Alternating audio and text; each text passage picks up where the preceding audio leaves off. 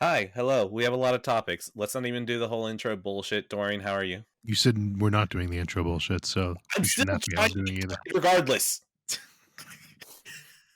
I'm good though. Yeah, we're good. We're good. Cool, good. We're done. Bullshit over. List. Final Fantasy 16. Mission Impossible 10 Reckoning Part 1. Lost Seasons 3 and 4. Mission Impossible Rogue Nation. Mission Impossible Fallout. Oppenheimer. Barbie. Top Gun Maverick. My god, this is a boring list for me. Dorian, yours. Okay, just do you want to pause it for a sec? Why? You sound really like high. Just so you Me? know, yeah, like Uh, that was like, like like creating. volume wise or? Yeah, like there's something sounds off about it. Like you were just really high pitched. Okay, hold on. Is it because I don't have Dolby Atmos enabled on my headphones? I know that's not it. It's just There's I right there's click just volume. there's just like a little crackle or like it's hard to explain. Like talk again. Hold on. What if it is my phone? What if my phone is being stupid? Is Like that even if you look at the bars though, like yours are like really high. spiky? Yeah, very spiky. All right, hold on. Let's like. Hi, hello. Am I going to subject you to two intros? Yeah, probably. I already got my list out of the way. Dorian, what's yours? All right, we've got Dragon Quest XI, Master Detective Archives, Raincode, Returnal, Chaos Child, Mission Impossible 2, 3, 4, 5, 6, 7. I'm not saying the subtitles. Barbie, Oppenheimer, Talk to Me, Lord of War, Blue Velvet, Mulholland Drive, Inland Empire, Close, Inside, and The Covenant. Wait, you didn't watch Mission Impossible Dead Reckoning? 7. Oh, you said seven. I don't know why. My brain literally just heard you go to five, and then my brain said, "Nope, that's it. Nothing happened." No, 2, 3, 4, 5, 6, 7. Okay, cool. All right. What do we start with first? So we start with the headliner, or do Yeah, we I get? mean, I think we just do Barbieheimer Mission Impossible bullshit and get that out of the way. Okay, cool. Okay, let's. Just because I don't want to accidentally dance around things, blah blah blah blah blah. We're positive on both movies. Yeah, we both prefer Oppenheimer over Barbie. Yeah. Oh, yeah, they're both really good movies. So yeah, All very right. positive on both. But yeah, Oppenheimer for sure. Cool. Support cinema. All right. Well, now that we've gotten that out of the way, you heard the opinions.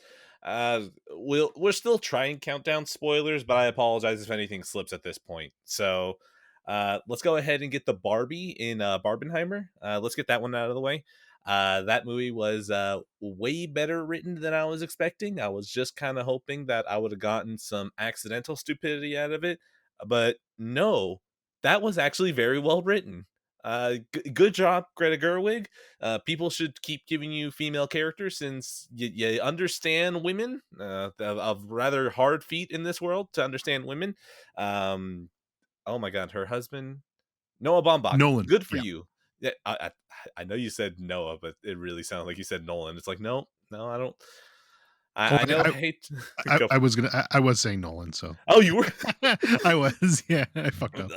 Listen. I don't think Nolan really likes Greta Gerwig. Okay, I don't think he's really happy with her. Wait, I He forgot. should Did be. you? It's fucking. He's. She. I'm telling you, fucking Oppenheimer's making more money because of Barbie than the other way around. So he should be happy. No, Send her but a did fucking you see postcard. that story where apparently they asked him like, "Oh, how do you feel about Barbie?" And like he answered like very shortly. He's like, "Oh, yeah, that movie."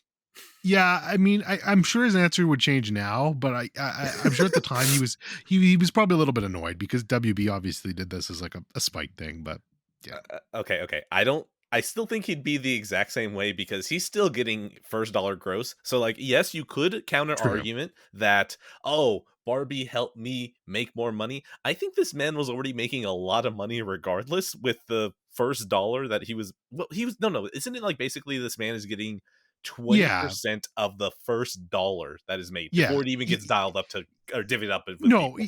he's getting a huge thing, and to be fair, it's not so much the money that I think he gives a shit about, but I do think he does give a shit about people going to the theater, and if nothing else, Barbie is helping that.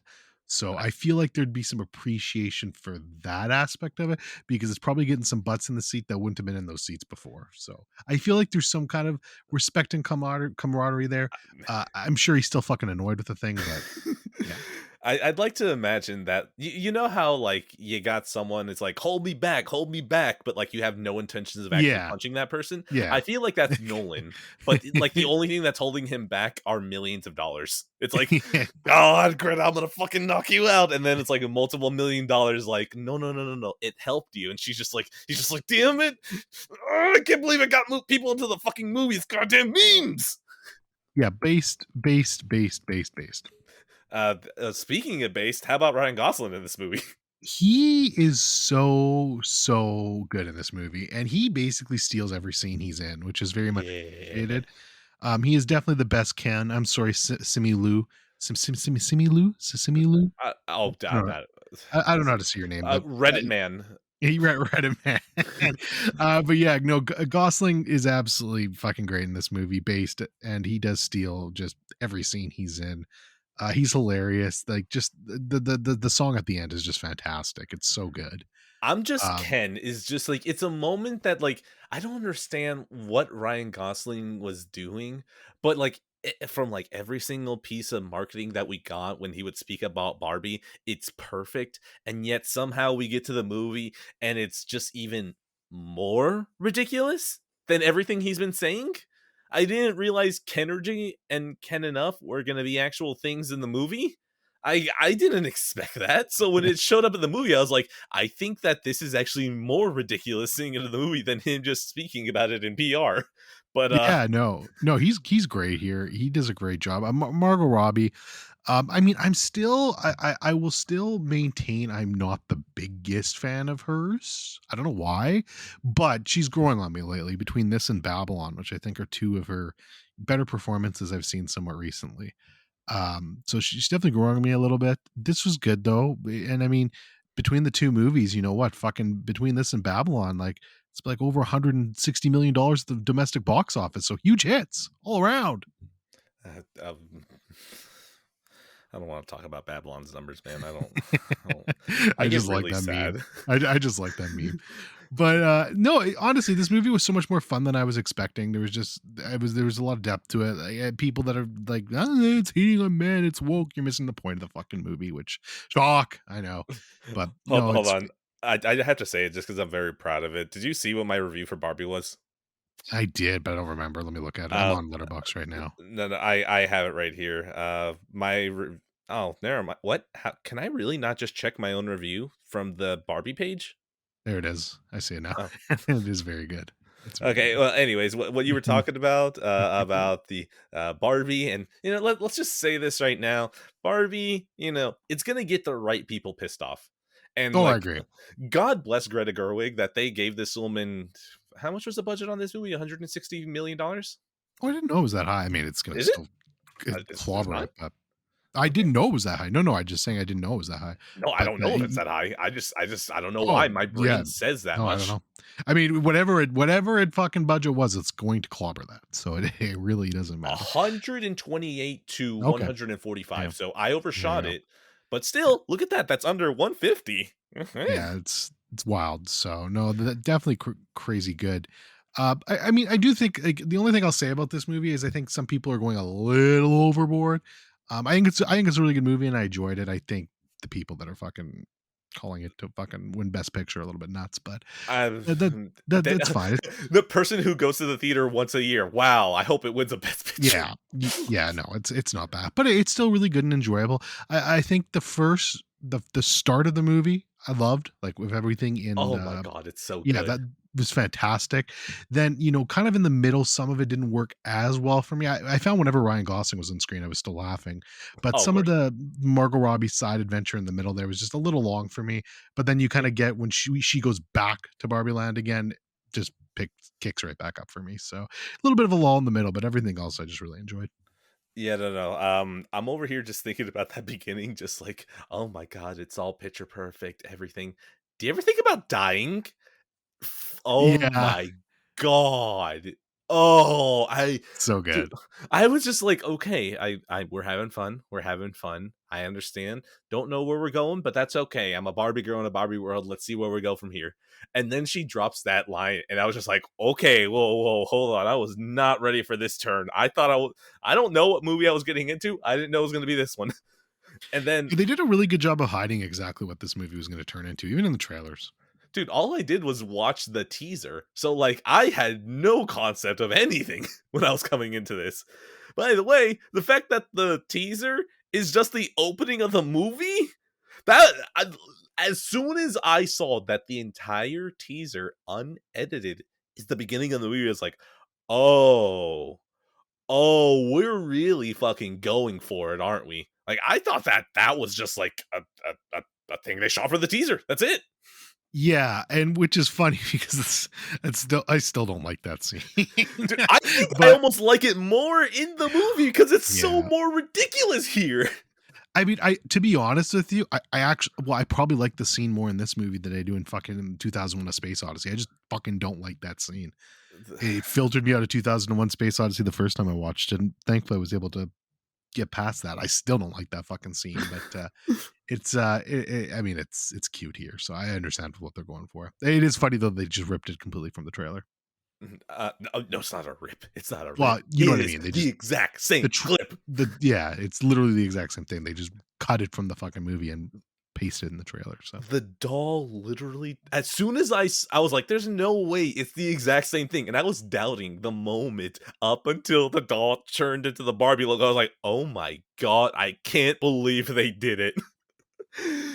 Yeah, just because I got derailed. Yeah, it's gonna piss off the right people. Budget of 128 or 145 million. I can't believe that Greta Gerwig and Noah Baumbach were paid that much amount of money, and they're just like, we're gonna piss people off with this amount of money. Like the oh yeah, entire no, it's based. the patriarchy entire angle. I As soon as I saw it and I realized that it's gonna be front and center, I was like, oh my god. They're not even gonna try to like hide it or anything, like make it an undertone thing. Nah, they're gonna slap you in the face with it. And I started having a lot of fun with it because my brain just started going to overdrive, like, oh my god, the right dickheads on YouTube are gonna get so angry at this. And it's like, you're playing right into it. You're playing right into it, you idiots. And oh my god, wait, have you I think Derek had posted it earlier today somewhere Oh, across the the half a star Snyderverse. review thing with the Godfather. Yes. Yes. Oh my, that Godfather joke. Come on. My wife looked at me in theaters and was like, "That's you." And I was like, "I'm still laughing though, cuz I know that's me." Oh, I know. Well, and you know what the even more funny, ironic thing about it is, and Mm, I mean it's not quite the Godfather, but do you know who the cinematographer of this movie is? no. So it's Rodrigo Prieto, who's done who's basically been Scorsese's cinematographer for a while now. He's done Wolf of Wall Street, The Irishman, Silence, and he's Alejandro Inarritu's cinematographer. So Amoros Perros, Babel, 21 Grams, very famous man. And yeah, he did the cinematography for Barbie. So all you fucking film bros, yeah, your cinematography is done by that guy in Barbie. Hold on, shout out to that man, okay? Because like you know, I kind of wish I was an Alan. You know, I kind of wish I was just like I was just Edwin hanging out in Barbie Land. Like I don't care if no one just like worries about me. Like Barbie Land seems like a really pleasant place. You're telling me that I, as a man, don't have to actually worry about things. Which, by the way, when they threw that shit in the movie, I was like, oh my god, the people who were pissed at this movie, are you not listening to this part? Like, that seems really unwoke to be like, yeah, no, men are kind of tired of running shit. Like, we're tired, man. Oh, it's Oh my very god. true. I agree No. completely. So I enjoyed this movie so much just because of that aspect more than anything else is just thinking about the people I don't like watching this movie. I'm just like, oh, it's so good. Yeah, it's gonna piss off a lot of people. A lot of people are gonna have a fun time who, aren't like that. So it really is a good movie in that regard. I think I do think, like I was kind of saying, whenever I don't think it should be winning best pictures, but I there's agree. lots of things I think this movie will get nominated for and should win. Like I think the costume design is immaculate. Set design, is that one? Set design, I don't know if that is one, but if it is, that's fantastic too. So there's lots of things there I think it could be considered for, and a dark horse too. Although I don't think he'll win it. I would not be mad if Ryan Gosling got nominated for Best best supporting production actor. 'Cause design. That's what it there is. you go, there you go. But yeah, I wouldn't be mad if Ryan Gosling got nominated for best supporting actor because I think he's a hoot in this movie. There is zero chance he'd ever win just because no one is ever going to give an No, Oscar to a yeah, comedic performance, which well, and especially wrong with the should movie, be wrong. yeah, and especially with the movie we got coming up next, I think that one might be a lock already. But Uh, Oppenheimer is an entire cast of like we can just nominate yeah, literally anyone here as this as yeah. I almost said assisted. It was like no, that's not the word. Oh my god, what is the word? Supporting. Supporting, thank you. I don't know why my brain kept saying assisted. I blame Final Fantasy 16. It's Yeah, there you like go. how I said I was gonna do accessibility, because like that was another word that popped in my head. It was like the best accessibility actor goes to um okay, so what anyways, the entire speech that America Ferrera has at the end about like the entire contradictions of women, that was the moment that my wife turned to me and was just like, God damn it, I fucking hate you. I was like, I didn't do anything, man. I'm just sitting here. I'm just vibing. I'm just trying to figure out if I'm Knuff, all right? And then when I realized that Ryan Gosling actually had the jacket with that on it, I was like, oh my god, I think I want that. It's very I good. and then have you seen how much that cost? It's like 60 or No. 80 bucks. Yeah, fair. It's like, I mean, well, it's I am not Knuff then. I am not. yeah, yeah, I'm not a enough for that price, but it's still very cool. Anyways, wrapping all around completely back, my review for Barbie was my wife hates men now, and I just need to know if I'm truly Knuff. And this movie made me feel like I'm not. Uh, I don't know, man. If you look at Ken, well, I mean the right Ken. If you look at any other Ken, I don't give a shit. But like, if you look at Ryan Gosling Ken, I'm really not Knuff. I'm not being the most Ken that I can be, but that's No, okay. that's a high bar of Ken. Very high Uh, bar. Now, are we done, or is there more stuff to talk about Barbie? I think we're good. 7 out of 10. I really enjoyed it. Unless you have more, but Okay, that's all I had. yeah, no. My score is going to be sublime out of 10. Then Or we get to or Oppie. or alternate score is the patriarchy really should be about horses instead out of 10. Oh yeah, that'd be great. I would fucking love it if the Patriarch was about horses. Imagine like if to get elected into an office, it all comes down to like how cool your horse is. I think it's my favorite line in the movie. Well, one of my favorite lines. And Ryan Gosling's just like, honestly, when I found out the Patriarch wasn't about horses, I just stopped caring. He's like, I lost all interest. I lost all interest. Yeah, it's a good line. I Yeah, okay. true, bro. You know what? I will mention this as well. The moment that I said to myself, "Holy shit, this is good writing," is when they were like, they're like, "Oh my god, Margot Robbie, I'm so ugly, I'm so ugly," and then Yes, yes.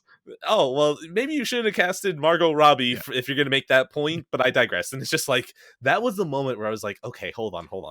You casted Margot Robbie. You had a plot point about her not being pretty enough, and then you make a joke pointing this out, and it works. And I'm not angry that I feel like like you're cheating.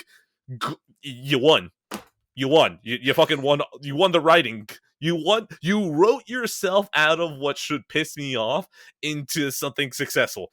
That was the moment where I was like, yeah, no, you guys are fucking cooking on this script. Yeah, and shout out Helen Mirren, who was the narrator. Fucking love her. Yeah. She's great. All right. I don't know what else, man. If it pissed you off, good. Yeah, there you go. That's a good score too. If it pisses you off, I'm happy out of 10. Alternate score. If it pisses you off, I hope you fucking fall off a bridge at a 10. Yeah, true. There you go. That's even better. Passive pixels, folks. But survive, Uh, survive, of course. Wink. Speaking of good writing, Oppenheimer. Man, speaking, you're right, man. And you know who really fucking wrote on this movie? Ludwig. Not even gonna try your name. Oof, oof. Ludwig. That man, The man whatever can he cook a song, eh? wrote, ooh, whatever that man wrote on the sheet music, whoo, fucking boy. Oh my god, this. Oh, okay, hold on.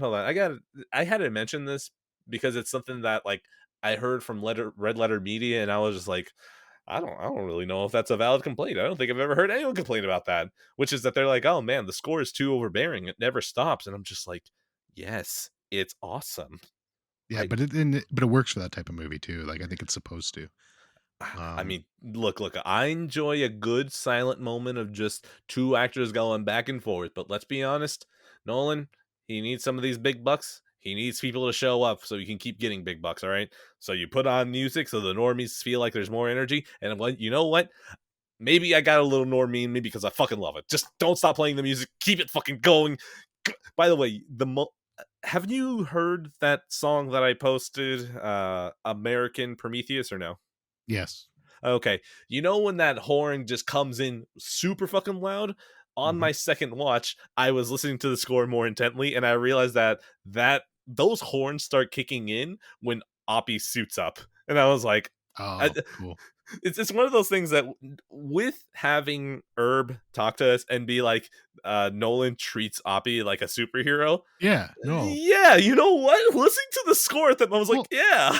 there's multiple times in this movie where sorry to jump around a bit here. I'm just gonna No, that's mention this fine. quick, Look, and man, then we can go that's back why to score. it's why we said that, like, we're not even gonna try to spoiler tag it. That we will, Yeah. if it's that bad. But honestly, I think there's Barbie. Is there anything really bad in there? No. Oppie, it's not really until like 2/3 in that there's like something that we could accidentally spoil. Yeah. But no, there's a couple of moments in this movie where like he treats it like you can. It's very kind of dorky and out of the tone of the movie, but it's with respect that such respect that no one has for these people. Like we need to go recruit some scientists, and that becomes like a whole like oh we're We're traveling around the country building to a get these. team. Yeah, like we're getting these big name scientists that they're all talking to, and then there's that one scene that I think we've all laughed about where fucking Albert Einstein walks out in the shadows of the night like he's fucking Nick Fury of the Avengers, fucking He's recruiting just Oppie. waiting behind the taxi. He's just waiting there. Where did he come from? Was he just waiting there the entire time? It was like, I'm going to study science behind this tree. It's so good, but it's just it's goofy, but you can tell Nolan just has respect for these people and he I, loves it. I, So I don't think it's goofy. I it think it's just literally just shines like, we're through. not going to ruin the pacing. Like, why are we going to why are we going to have Oppie leave somewhere? Why not just have uh, Albert Einstein show up at his doorstep right now? Why not? They're not It's going to so good. notice. It's so good. And then to circle back to the score for a second, have you seen that one meme? I don't know if you've seen it. It's like I think it was on TikTok, but it's on some other places too.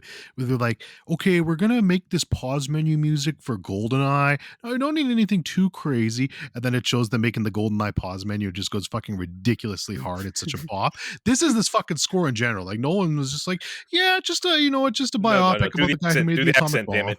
No, no, no. Do the accent. You can't just do a normal All right. voice for Nolan.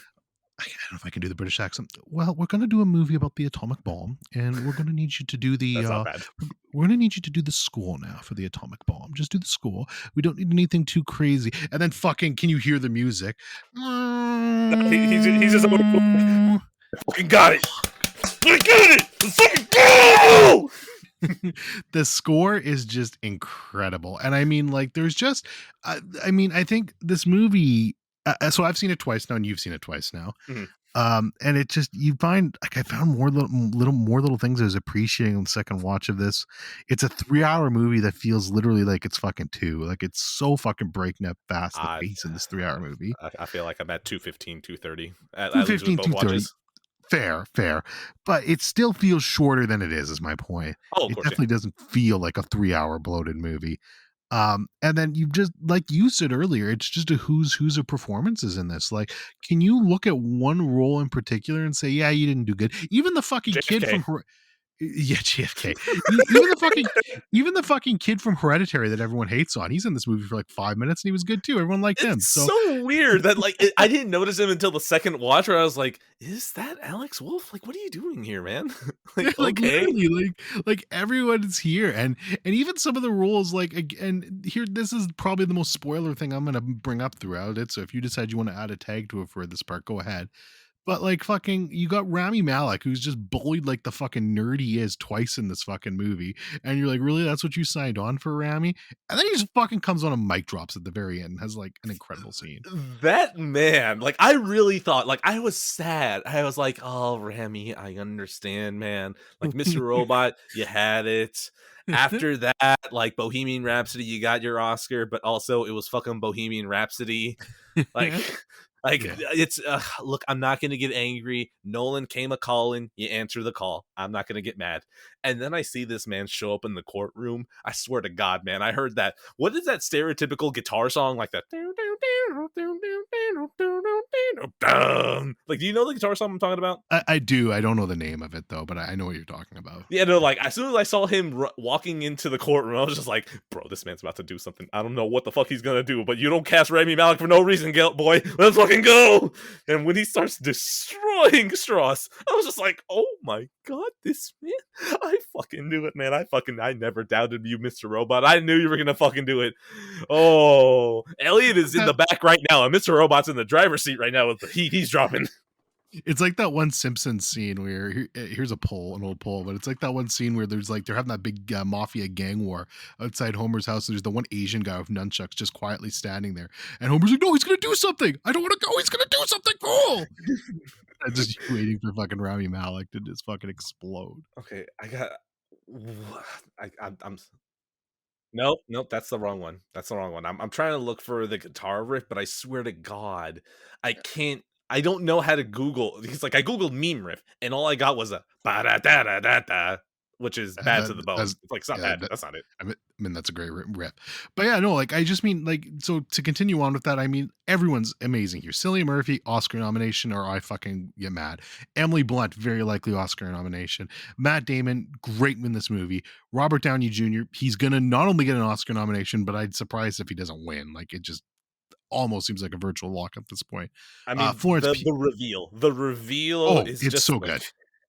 that's It's the moment where you're just yeah, like, okay, yeah, no, he's doing his role. Like yeah. it is Robert Downey Jr., but I buy it. I don't question a thing.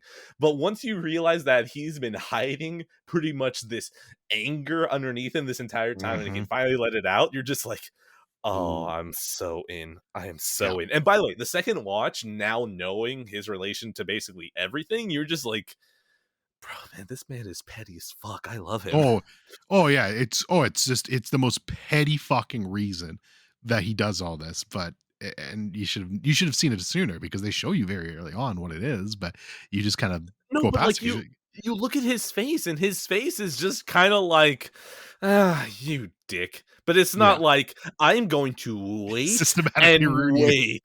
I'm going to wait for the right moment to strike, and I'm gonna make sure that people you created the atomic bomb, and I'm gonna tell you right now, that's not gonna be the worst fucking mark I leave on your history." No doubt. But yeah, Josh Hartnett is amazing here. Rami Malek, What Kenneth is Branagh Josh has a Hartnett small doing role. here? What are you I know, doing here? and It's a big Hollywood meaty Homicide. Why are you here?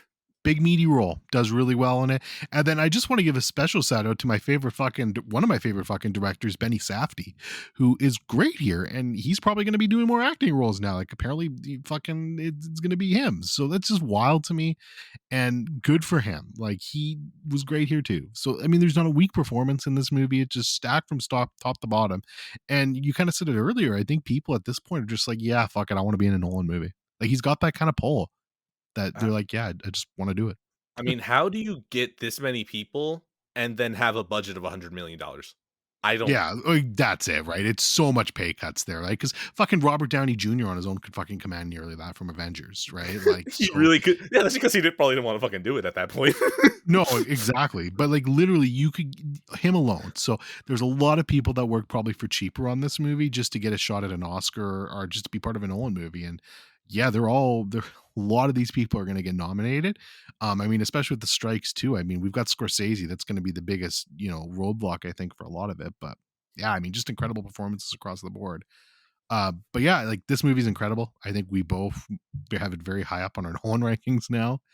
Um, very I, high for you. dude, I just think that I just love the idea that Christopher Nolan just came to every actor and was like, "Hello, I'm making a new film. I was wondering if you wanted to join in," and all of them were just like, "Oh, you got a pen? You got okay? Grab the pen. Hand me the pen. Cool. You paid me. We're in. I want to show up. You when is well call you time? well you joke, but Matt Damon literally had a fucking clause in his marriage counseling that no, I'm taking a break, but if no one calls, that doesn't count. Okay, okay, that's not fair. Okay, that's not fair. That's like that is giving yourself the out that you know is going to happen. Okay, because like okay, Well, he he's was like on okay, ice. He okay, was go on ahead. ice. He hadn't been in a Nolan movie since Interstellar. So, Yeah, but like, where would he fit in Dunkirk? Where would he fit in Tenet? oh, you could have put him in Tenet somewhere. Just have him be like a Oh, fucking yeah, but oh no, no, no, I feel like he would have fit anywhere in Dunkirk. that's true. He could have Yeah, been the fucking Kenneth Branagh role. he could have done the fucking Barry Keegan role. Just Listen, Matt, what I need you to do in this film is I need you to fall down and die on a boat. Matt's like, look, it gets me away from my wife. Let's go. yeah. But Oh, man. but still, like Matt Damon, he probably was like, "Listen, listen, I know that we're working on my marriage, but I swear to you, I won't leave you unless Christopher Nolan calls." They shake hands, they sign the paperwork. Matt Damon leaves. He just texts Chris, "Bro, I can't stand this bitch. Put me in a movie. I swear to God, I don't care what it is. Give me any role, anything." I'm pretty sure he probably opted to see if he could have played Oppenheimer instead. Okay, just so he could have stayed away from home even longer. But either way, Yeah. They definitely got the right guy for Oppenheimer though, man. Like Cillian's face is just it's just got the perfect look of just, "Oh god, what dread have on I the inside. done?" Yeah, it's just fucking perfect, man. You could not have found a better actor, and he's just embodies this role. And I swear to God, if he d like, with Oscars, I never expect wins, like, that's just stupid. But if he doesn't at least get a nomination for Best Actor, I'm gonna be very, very, very pissy because he's basically in every fucking scene of this movie. Like, there's very few scenes he's not in, and those scenes are still talking about him. So he's just this by far and away the most important person in this movie, and he's incredible. So good. It is funny watching the first movie. You're kind of wrapped up in a whole bunch of it. I swear to God, I didn't remember that we started with him looking so young at the beginning of the movie. Like, I just feel Yeah, like for so long he was just the "what have I done" face that like I just completely forgot that we saw him basically in college at the beginning of the movie. yeah, you have him in college, and then you get that little bit at the start where he's like just starting out teaching. He's only got the one student, and he still seems happy and kind of chipper there. And then, it's slowly but surely he just the weight of everything he's doing starts to take its toll, and it's not long before he's just like, yeah, no, I wish I was dead. By the way, I actually really kind of love like just everything about I guess the stuff leading up to the Manhattan Project and like the first half of the Manhattan Project. Yeah, Not the latter half because like at that point, don't worry, I'll get there. What I like about everything leading up to it and like the first half is that you can always tell that on Cillian Murphy's face that he's just like, look, I am doing this. The science, is interesting and it's something that I want to do, but I'm not losing fact that like we are creating something that is going to kill people, but we are literally doing it because it is better if we have this power than if the Nazis do. And I just think that is fucking cool that like he still has like, yes, the curiosity of science, but at the end of the day, he's still not losing track of it. I want to say the second half doesn't really apply because, like, I think the second half is like when he starts just realizing, okay, this is gonna be bad. This is gonna be bad, and then it isn't until the nuke goes off and he sees it, and then he feels the entire rumble in there that it hits him. It's that gravity of, oh no, what have I brought into this world? yeah. Well, not only that, but then he finds out after that, Japan was basically done, ready to surrender, and they dropped it for no fucking reason. And I'm sure that doesn't help make him feel less like shit. Hold on, So is that true? that's a good question. I don't know. I mean, that's how it's presented to him in the movie. So Okay, and well, that's and I think that's what he believes. I'm not okay, there we nearly go. enough of a history buff to know that though. So Okay, no, because like from my understanding, from whatever brief understanding I had, it's that Japan was literally about to become a warring nation of people. It wasn't just like, here's the soldiers, women and children stay behind. Like, no, it's like, hey, little Takashi, here's a tiny knife. If you see someone with wide eyes, kill him. It does not matter. Your life doesn't matter. We'll see you in the afterlife, brother.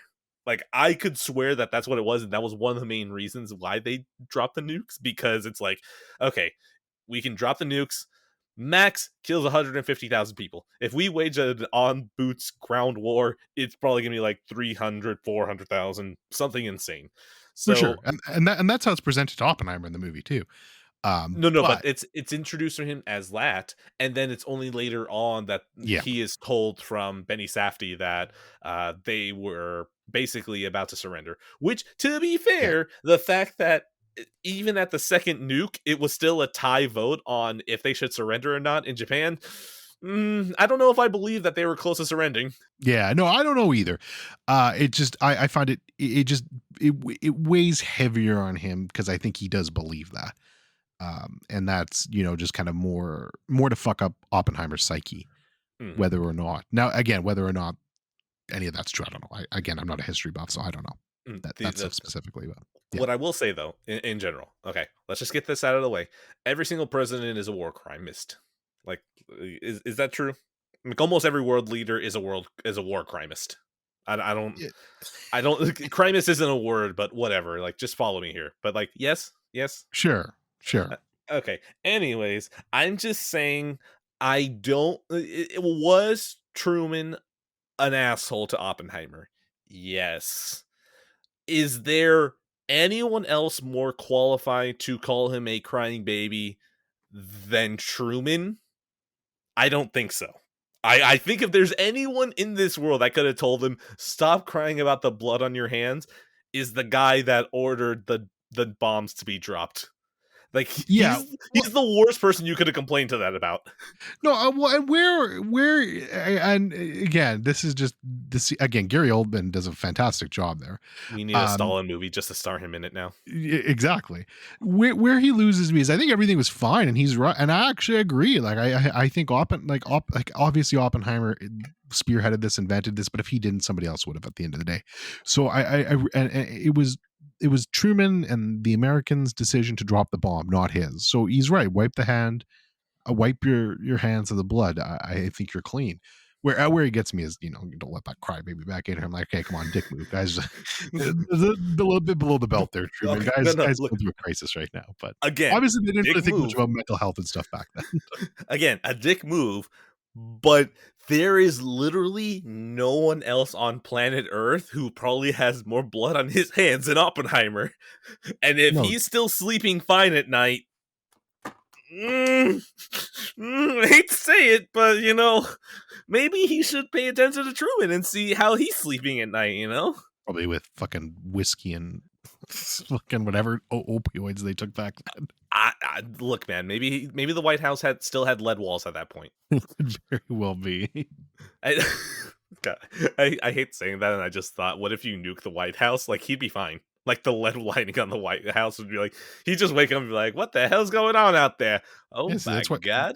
that's why I wasn't worried. He knew he'd be fine. If he could sleep soundly, there'd be no retaliation on him. Oh my God. What else? There's so much in this movie that we can talk about.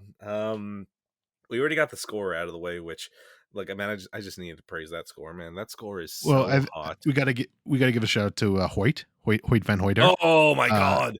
and hopefully Nolan's cinematographer now going forward. Absolutely incredible shots in this again. Hold on, you just reminded me of something. So, like, just as soon as the movie was starting, the first time that I was watching, we already know. Like, uh, I'm mixed on Dunkirk. It feels weird to say I don't like it because, like, that first watch, I still really like it. I still really respect it. I don't know, man. I really can't succinctly put my feelings of Dunkirk in one word. Uh, Tenet, I like, but that's because I stopped looking at it and expecting explanations. And once I did that, I was like, oh, wait, I can have fun. So I haven't really been on a Nolan high, but it is so funny that the moment that I saw this shot, like the very first shot of just raindrops, but unironically, not even joking, my brain went, ah, shit, Nolan is back. And it's just fucking shots of raindrops. I don't understand what it is. It felt very quintessentially Nolan. I don't understand why, but all I know is I saw that and I was like, ah, shit, we're cooking.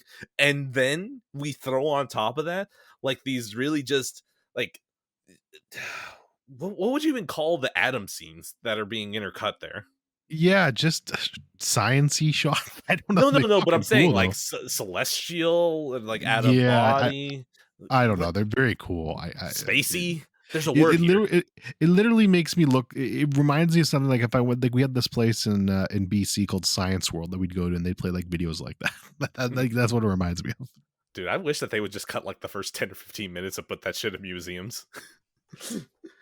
But yeah, no, like, all of that, just the fact that it started getting, like, okay, Interstellar had some crazy visuals of space. All of them are probably accurate, but whatever. Like, that's not the point I'm trying to make. It's more like you look at it and it looks so fantastical, and you just throw some shit like that into the movie here. Yes, please, yes. And by the way, in IMAX, did those moments when it would transition just fucking shake you in your seat? Or Yeah. I mean, it was loud. It was loud and boomy. I'm not the best guy for audio stuff like that, but it was But I mean, did you felt it, right? You felt it? oh yeah, you definitely felt it for sure. Okay, yeah, no, because two watches of this movie down. I'm probably gonna do more because I want to use this as my test to see, like, okay, standard, Dolby, Limax, IMAX, 70 millimeter, Prime, AMC Prime. I still have no idea what theater that is. I've never seen it, but I want to see it. And then IMAX 70 millimeter. I want to use this movie as a litmus test to see what is the best format. And I think Dolby is going to win because, like, Dolby, whenever those scenes would kick up, I felt that shit rumble through me. It was awesome. And then yesterday, when I watched it in a standard theater, I was like, this is fucking insulting.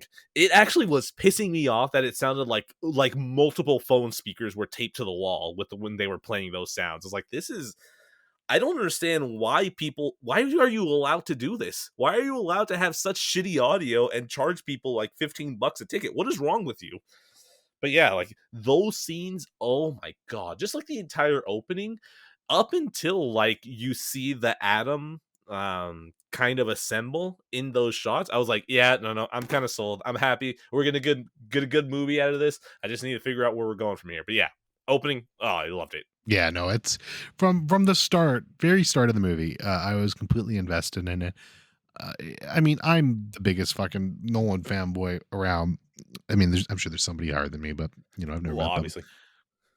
But yeah, no, so from minute one, I was engaged and ready. Like it would take something catastrophic for me not to seriously enjoy a Nolan movie. It'd have to be boring or something like that, and then just throw me off. But from minute one, I was very engaged in this. I thought the opening was very strong, and they just do a good job of kind of roping you in. And for a biopic, it's always nice to see a biopic that's more about not about like the event so much, but really just kind of dig into who that person is.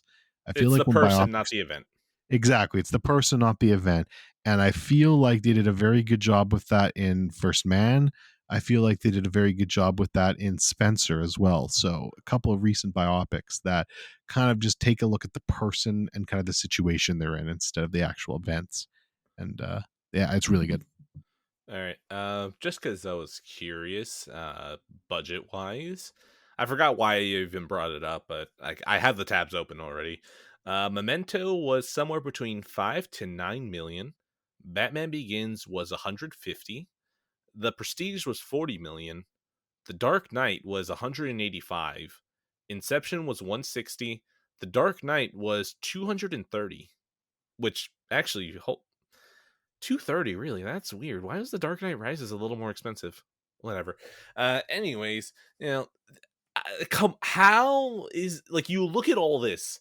Inception kind of makes a little bit more sense, It's a little it's effects driven. So like that makes sense. Oh, I didn't have Interstellar, Dunkirk, and Tenet. Those feel like those would help numbers wise. Interstellar was 165? How? Hold on. How is Interstellar 165 million in budget and then The Dark Knight Rises is 230? What possibly in The Dark Knight Rises could have been okay, no, that's just bothering me. I'm just gonna move on. Probably the IMAX camera he broke. No, that was The Dark Knight. That wasn't Rises. No, he broke one in Rises too. Really? Yeah, when it was, I actually just watched a video on this the other day. It's when Catwoman's stunt double is riding towards the bike in the daytime scene in the courthouse or whatever. She ends up like just ramming into one. There's actual footage of there. It's pretty funny. Oh, that fucking sucks. Especially, well, I mean, it got the shot at least, and that shot is fucking sick. Dunkirk, I don't know why it has such a huge spread. Dunkirk could have been 83 to 150 million. So we're just gonna say 150 million because that makes sense. And then Tenet was 205 million. What the fuck is going on here? I Yeah, don't. well, Tenet was a chunky boy, and I know Tenet. Obviously Tenet didn't do very well, partially in due to the The pandemic, high of budget course, too. and the high budget. But I do think that was part of it. After that, couple the big budgets he'd been doing recently. He's like, well, I just want a small budget next of 100 million, which is still pretty big, but small for Just a Nolan. small loan. Yes, small for Nolan. and yeah, so he definitely, I think, made a more conscious effort, I think, to do that with this movie, and it pays off. It certainly is a spectacular movie for that kind of budget. I'm still so confused about these budgets because, like, how is Interstellar okay? Interstellar 65 million above Oppenheimer, and then The Dark Knight Rises is the most expensive Batman movie. I don't. Okay, well, shut up. If you say Batman v Superman, that doesn't exist, and I hope you get snapped out of existence. Uh, yeah, I don't get it, man. I don't get it. Like Oppenheimer is 100 mil, and it looks this good. You have this much talent behind it, and like, yeah, no, I don't. I thought I was joking, but no, I think people were just like, "Hey, hand me a piece of paper. Cool. I'm hired now. I've been paid. I can work on your movie now." I don't know, man. Maybe this is why the actors are striking. Yeah, you know what? That would make sense. I like that theory. What else is there? There's so much in this movie. I don't want to miss anything. Fuck, I don't know. I could talk about this movie for fucking hours. It's so it's just it's so dense. There's just so much to it. I mean, just the incredible performances. I mean, Emily Blunt, I think is great in this movie, and it's funny too, because I would say for the first half of the movie, I'm like, oh, she's just kind of here. She's doing solid though, but then you get one really good scene with her kind of later on with Cillian at the what's the place they built? What's that called? Los I can't. Alamos. Los Alamos. Thank you. You get that one really good scene when he's out of it, kind of all depressed.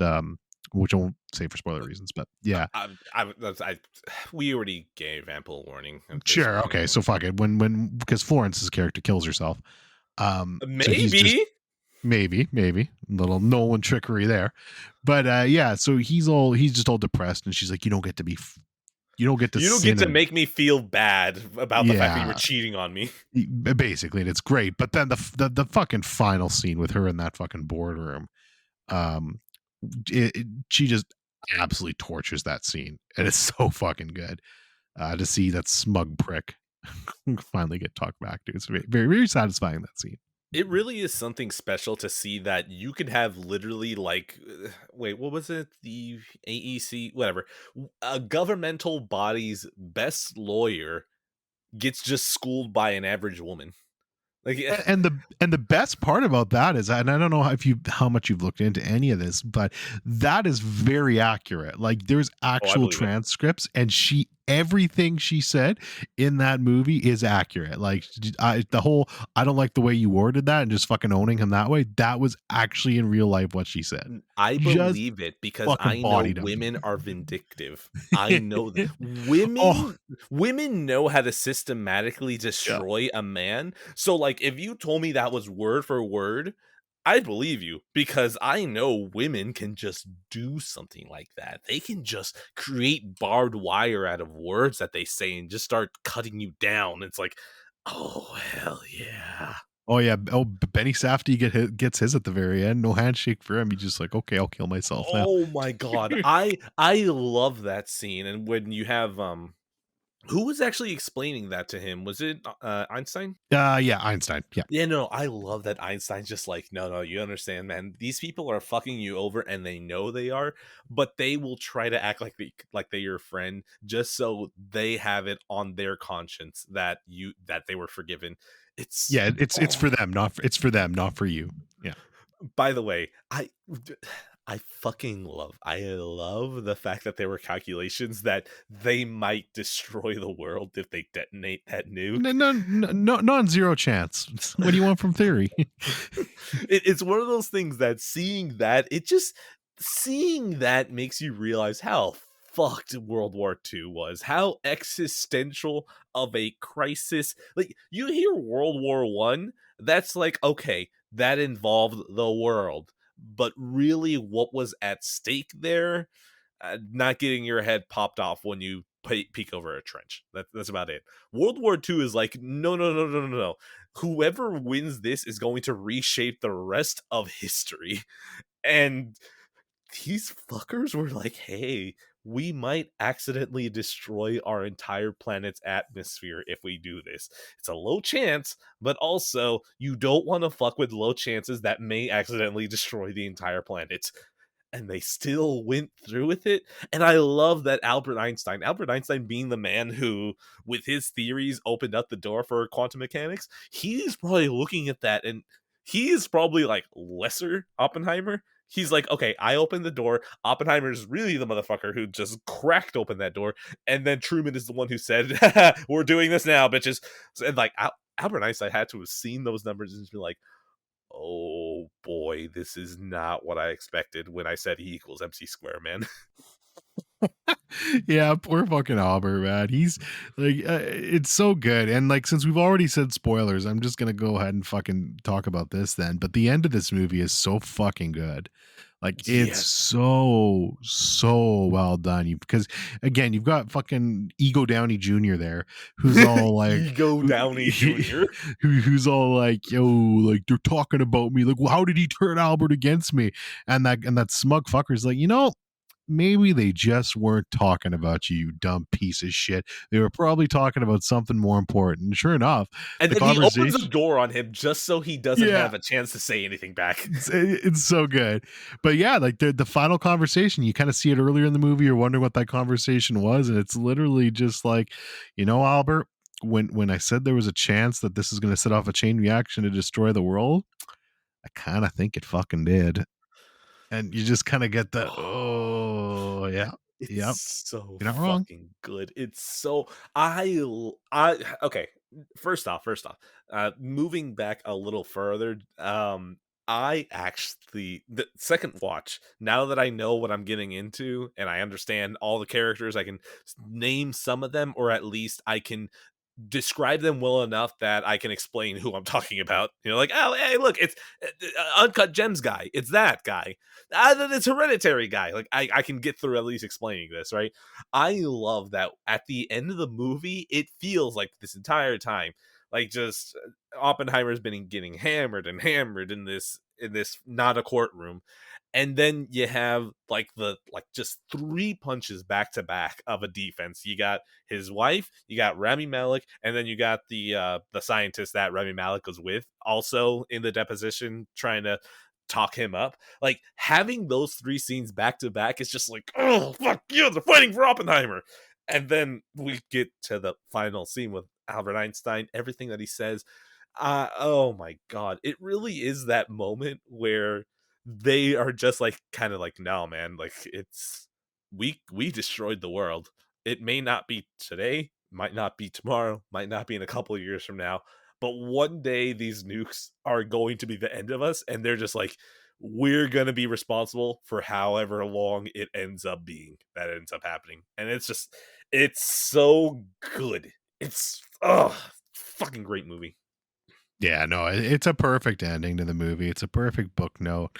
And yeah, it's Nolan's like here's the thing. Like I have certain sentimental attachments to both The Dark Knight and Memento. These two movies for me are just unfortunately. I mean, I do think they're incredible movies too. I'll fight tooth and bone for that. But they're just both such important movies to me that it's very tough for me to ever think about putting anything ahead of them. But we'll see. I need more time to grow on Oppenheimer, and I'm probably going to go see it again. But the fact that Oppenheimer has managed to leapfrog Inception and Interstellar for me, is massive. Like, it's just those movies are like fucking. Those movies are two of my favorite movies of all time too. I've got fucking Nolan out my ass in my top 20. So for it to be able to even like precede those is insane. And from an objective standpoint, like as much as I love The Dark Knight and Memento, Oppenheimer's probably a better movie. Like it's just it's such an immaculately made movie, and it deserves all the love and attention it's getting right now. It's fucking incredible. Nolan is intro to Kino 101. And, we all need to get into our cinema from time to time. And Nolan is very good at getting people to dive deeper. And the Dark Knight is absolutely the biggest catalyst. And then you got the double punch of Inception and Interstellar to show people, hey, you don't need to have an IP to have a big movie that's really good. So Inception and Interstellar are such important movies to me, at least in getting me through the door. And like even after going way into the deeper end, I still really appreciate those movies. The funny thing is that it it wasn't until Oppenheimer that I was watching this, and it's weird because like I haven't brought this back to Nolan. I don't know why, but I enjoy myself some cinematography. There are some movies that you can just literally frame a nice picture, and I'll like you just on that basis. And it's weird because Inception and Interstellar for me predate that so much. I whenever I think back about it, Oppenheimer actually has like some genuinely pretty shots, and it has to be Hoyt as cinematographer that like definitely got that in. And it's funny because when I think about that and then I try to remember Inception and Interstellar, I it's weird because like there are some nice shots in those movies, but I almost feel like the subject in the shot is doing most of the work. Where like no matter where you photograph it, so there's definitely going to be bad angles to photograph it from, but like it's really hard to fuck it up. Like for example, the airlock scene in Inception, like when Matt Damon gets sucked out and there's you have this Interstellar, huge wait, what I say? Inception. Ah, whoops. Okay. Well, yeah, Matt Damon shows up there too. Like if you check inside the train that's going through the highway, he's in the train. Um, so in Interstellar, when he gets sucked out, and then you get that like overhead shot of the ship, and then the end bridge or whatever the fuck it's called, the thing just floating away, and it's silent. Like it's look, I don't want to sound like a hater, but it's really hard to shoot something like that and make it look bad. Cause it's just so fucking cool to have something dark contrasting with the light. It's fucking cool. But again, a whole bunch of the movie is looking for an authentic look off of a spaceship. So like you already have your work cut out for you. Just look at NASA footage. Where would these cameras be? Film it. I don't want to make I don't it sounds way too close to hater, but I feel like Oppenheimer being just about people in rooms and all of that still looking as gorgeous as it is compared to Inception and Interstellar, which by nature of having much more bombastic sets and design and all that, that like it's almost easier to make that look appealing. So I think Oppenheimer is the first time that I went like, oh yeah, man, like fuck, this looks gorgeous. So I'm almost scared that Oppenheimer is now making me measure Interstellar and Inception as I do other movies instead of how I usually do, which kind of scares me for when I go back to watch them because I don't know. I think my brain just never thought, it's Nolan. I don't need that here. He's still going to give me good performances. He's going to give me that choppy editing that he always has. Like, I'm still going to enjoy my time. And I don't like that he's now introduced it, and I think I might start getting critical, and I don't like it.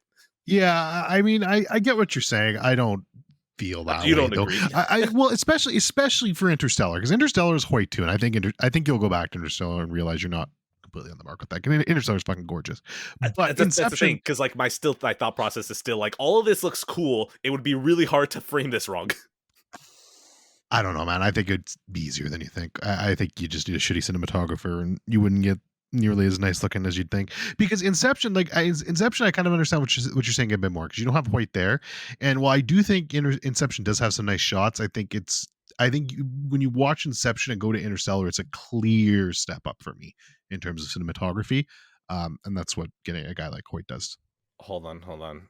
Okay, I may have been too quick to judge because now that I think about it, it's just a truck driving through a cornfield, and even if I remove the music, that still looks pretty fucking great. Yeah, Okay. Interstellar has some great fucking shots in it, man. It's a gorgeous movie. Okay, this makes me happy. This makes me happy, but it also kind of scares me because okay, here's the thing. Here's the thing. I think Inception now again, we're not bringing the Dark Knight into actually I might bring in the Dark Knight into this cuz like even with my memory, I could probably knock that movie down a little bit more.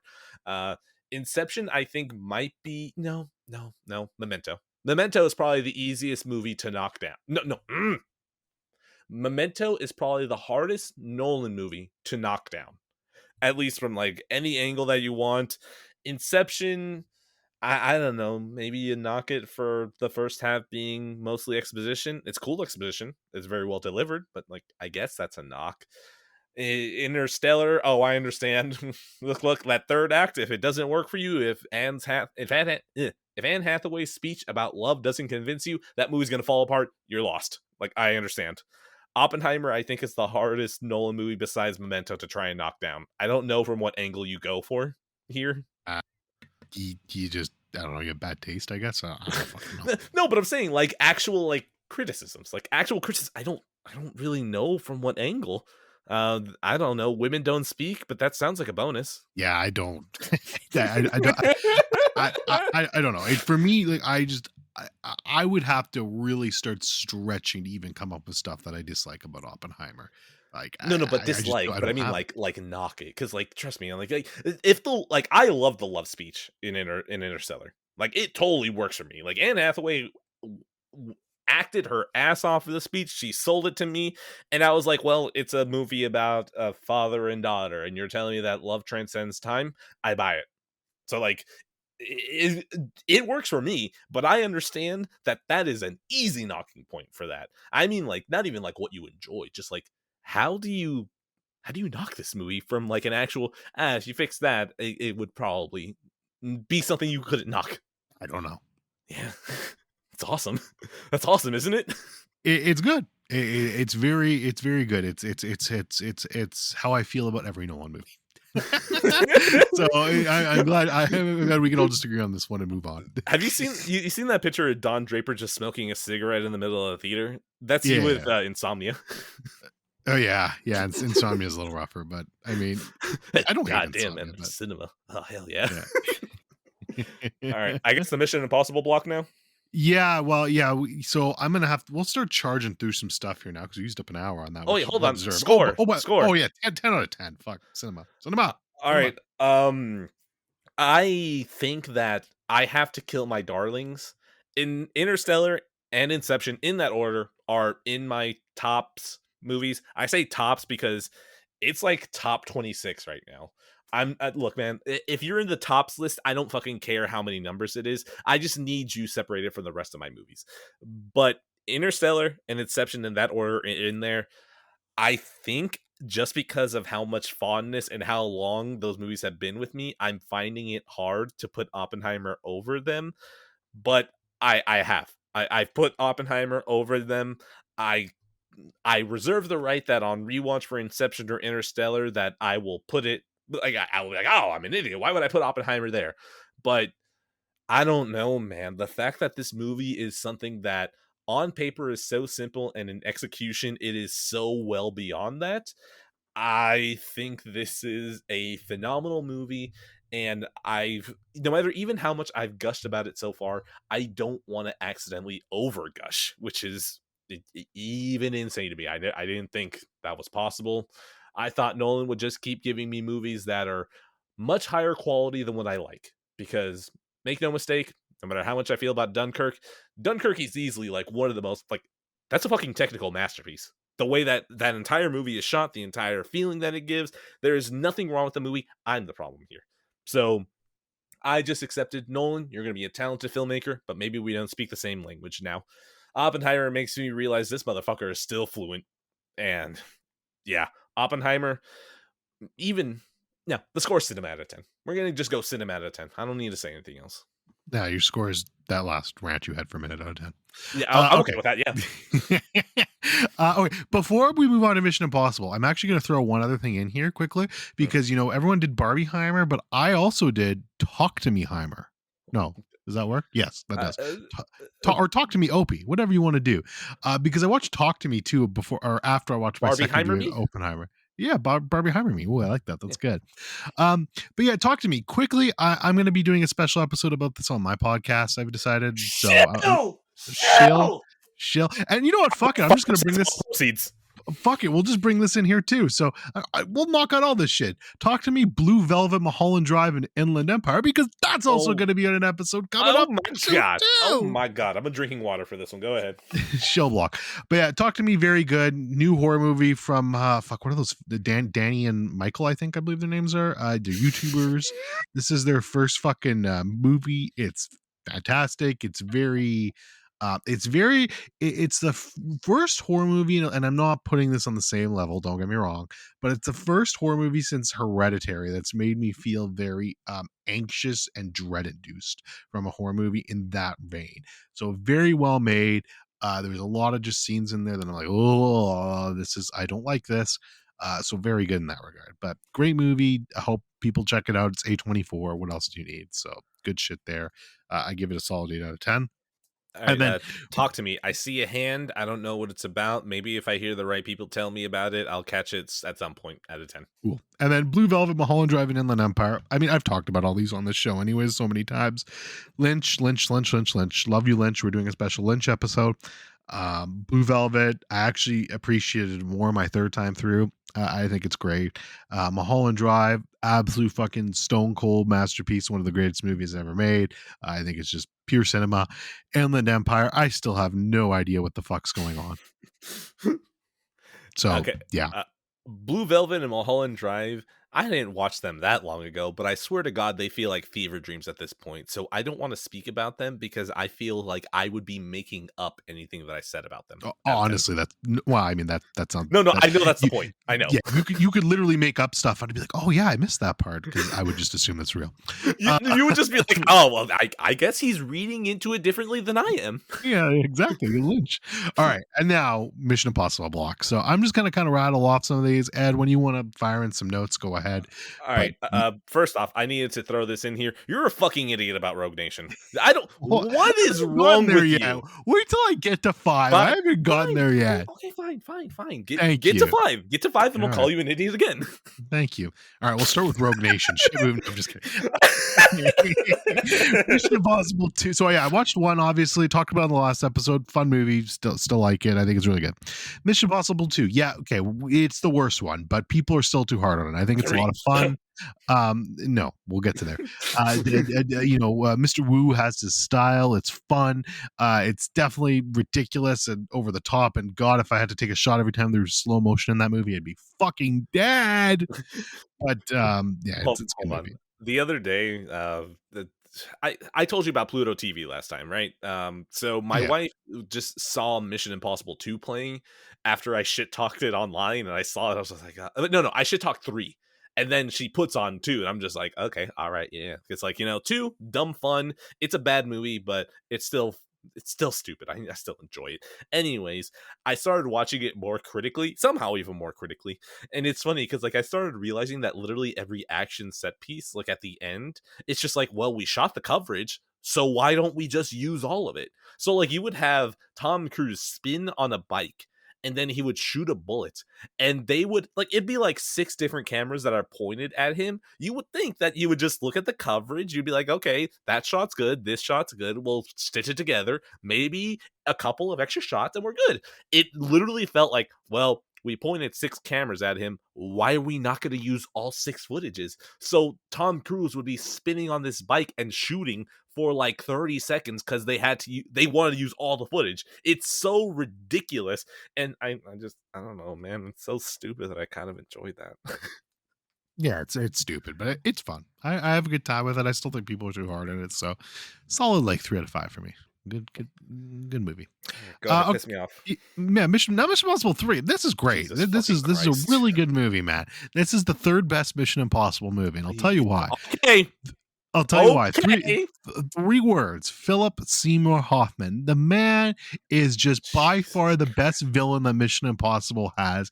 He steals every scene that he's in. Yes.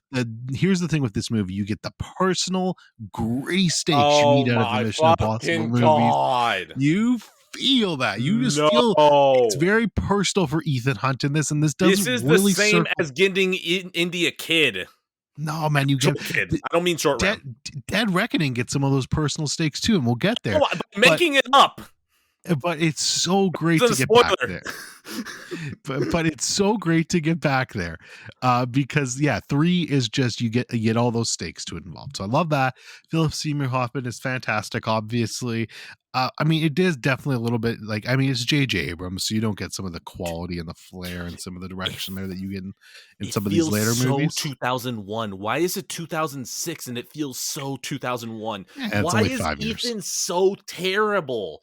Ethan honestly feels like he'd be in fucking Guantanamo Bay torturing people. Like when he's holding Philip Seymour Hoffman over, okay, Ethan Hunt would not actually try to kill him. That's the thing. Ethan Hunt would like fucking put him like over a VR screen and trick him into thinking he was falling and then reveal is like, you were never in danger. I don't like that Ethan is like, I'm gonna fucking kill you. And then you got Luther, Ethan, don't do it. It's Ethan, it's don't do it. it's so great because you could see that Oh, this is the guy great. that's getting under Ethan's skin. Oh It's the my god. gritty personal effect. I love it. It's so good. Speaking of gritty, I fucking hate the way this movie looks. I hate the coloring. Why does everything look so drastic? Why does it look like if you took a screenshot of it, it looks like it'd be a blue and orange poster? I hate it. I hate the way this movie looks. I hate the way it looks. Yeah, solid 7 out of 10. I really enjoyed this one. God. Mission Impossible Ghost Protocol. This was good. This was pretty good too. Actually, this is another 7 out of 10 for me. I definitely enjoyed it.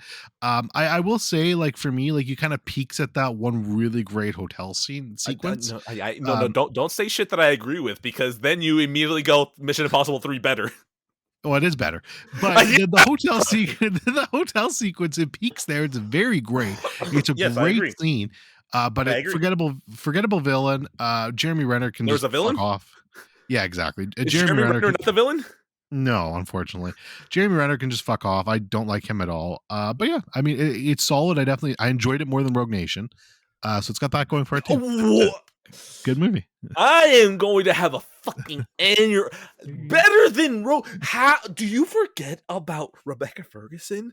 Rebecca Ferguson is the best thing to happen to this series. I mean, she's okay. Bring back Oh, what's she's name. so key. Are you Bring- telling me that you don't love that back and forth of where just like, she's an agent, she's a double agent. So Ethan's just like, I'm going to forgive you if you fuck me over because I know you are still on my side at the end of the day. You don't like that shit? I like the other girl better.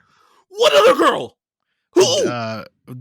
His wife. His wife? What's her name? Oh, you mean the person who shoots 7 bullets in the entire movie in the last 5 minutes and Well, has she's gonna- no real part in the movie besides wish- being the damsel in distress? I wish she was in it more. I liked her. You want to know what movie uses her right? Fallout. That's the one where I'm like, yeah, there you go. You have something to do with the part of the movie I like, which is the spy shit. Like, you don't, did you not like the opera scene? So here's the thing with Rogue Nation. Okay. Again, the opera scene is where it kind of peaks for me. Although I do Yeah. I do like the hotel scene more than the opera scene personally. Tom I- Cruise I dies. I think the opera scene's pretty good. I think though, like it's just again, you kind of got that forgettable villain in 5 for me. There's not much going on there. Oh, okay. No. Solomon Lane is fucking awesome. Okay, Ah. this man fakes one of the mission intros to trick Ethan into that booth. That's fucking cool. You're telling me that you didn't like the moment where it's like, and we know that you are coming after us, Ethan, because we are the syndicate. And he gets trapped in that room. Like, that's fucking awesome. And then not only that, you get like honestly, the ending of Rogue Nation with the bomb and the way he has it set up is so fucking awesome. And then it gets one-upped by finding out that Ethan has photographic memory to remember hundreds of thousands of numbers. And he just spits out these numbers and gives him $50 million. And so, like, no one questions that Ethan isn't capable of the fact that this man can remember hundreds of numbers like nothing. And he just goes, yeah, shit, no, Ethan would do that. Oh, God, he has all the money in his brain. I'm gonna be honest with you. I totally forgot about that. So that just shows kind of how forgettable this movie was to me. I hope that the living manifestation of destiny comes to your doorstep, okay, and takes you out. Okay, you're telling me that you don't remember that line with oh my god, I was about to say Alan, but Alec Baldwin, where Alec Baldwin tells the UK Prime Minister, gentlemen, Ethan Hunt is the living manifestation of destiny, and he has made you his sole mission. And like that shit goes so hard. This is Rogue Nation is the moment where Ethan Hunt and by extension Tom Cruise become the psychotic person that we all love him for. And like that's even including Rogue Nation where he fucking no not Ghost Protocol, where he was running outside the building. I think in Rogue Nation is when he finally becomes this psycho superhuman that like everyone's just like, yeah, no, you don't want to fuck with this man. And it's also the pettiest. How do you not respect the pettiest that Ethan Hunt is in this entire series? Ethan Hunt gets locked in a box at the beginning of this movie, and he engineers the villain to get locked in a box just like the beginning of the movie. How do you not love the pettiness? Yeah, I mean the ending's pretty good. I did enjoy that. You just said you couldn't remember it because that was like 10 minutes after the bomb scene. Yeah, I didn't remember the bomb scene, but I remember him getting locked in the box. You're the worst. Are you telling me? You're telling me that you forgot the moment that Tom Cruise actually fucking drowned, and then Rebecca Ferguson comes up and saves him, and you get that great comedic moment where he was literally dead 5 minutes ago, and he's like, "Cool, I'll drive," and he just fucking flops over the car. Does this mean nothing to you? Does this I mean don't nothing to remember. you? Yeah, I don't remember that. How about the bike chase? How about the bike chase where you see this man's knee hairs scraping the pavement as he's riding these bikes and turning so hard? Does Tom Cruise mean nothing to you? I mean, it's fine. It just didn't have any of those. There was nothing. There was nothing to buy me into the personal stakes like there was with Why three. do you Like, want personal stakes? Why? What do you want? Why? because that just elevates it for me. Like, I feel like if you really get Did behind the you motivations of what need Ethan personal Hunt's trying to stakes for do, Bond in Skyfall? well, there's lots of personal stakes for Bond at Skyfall. The whole thing Okay, is a personal stake. okay, hold on. M, that's it.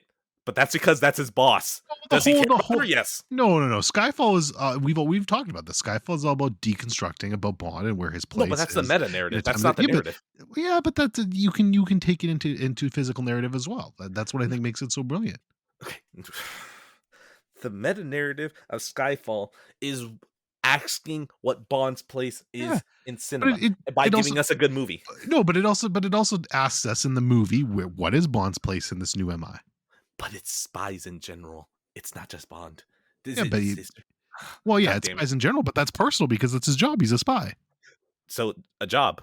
and It's it's his very job. gritty. Anyways, it's very gritty, which MI Rogue Nation really wasn't.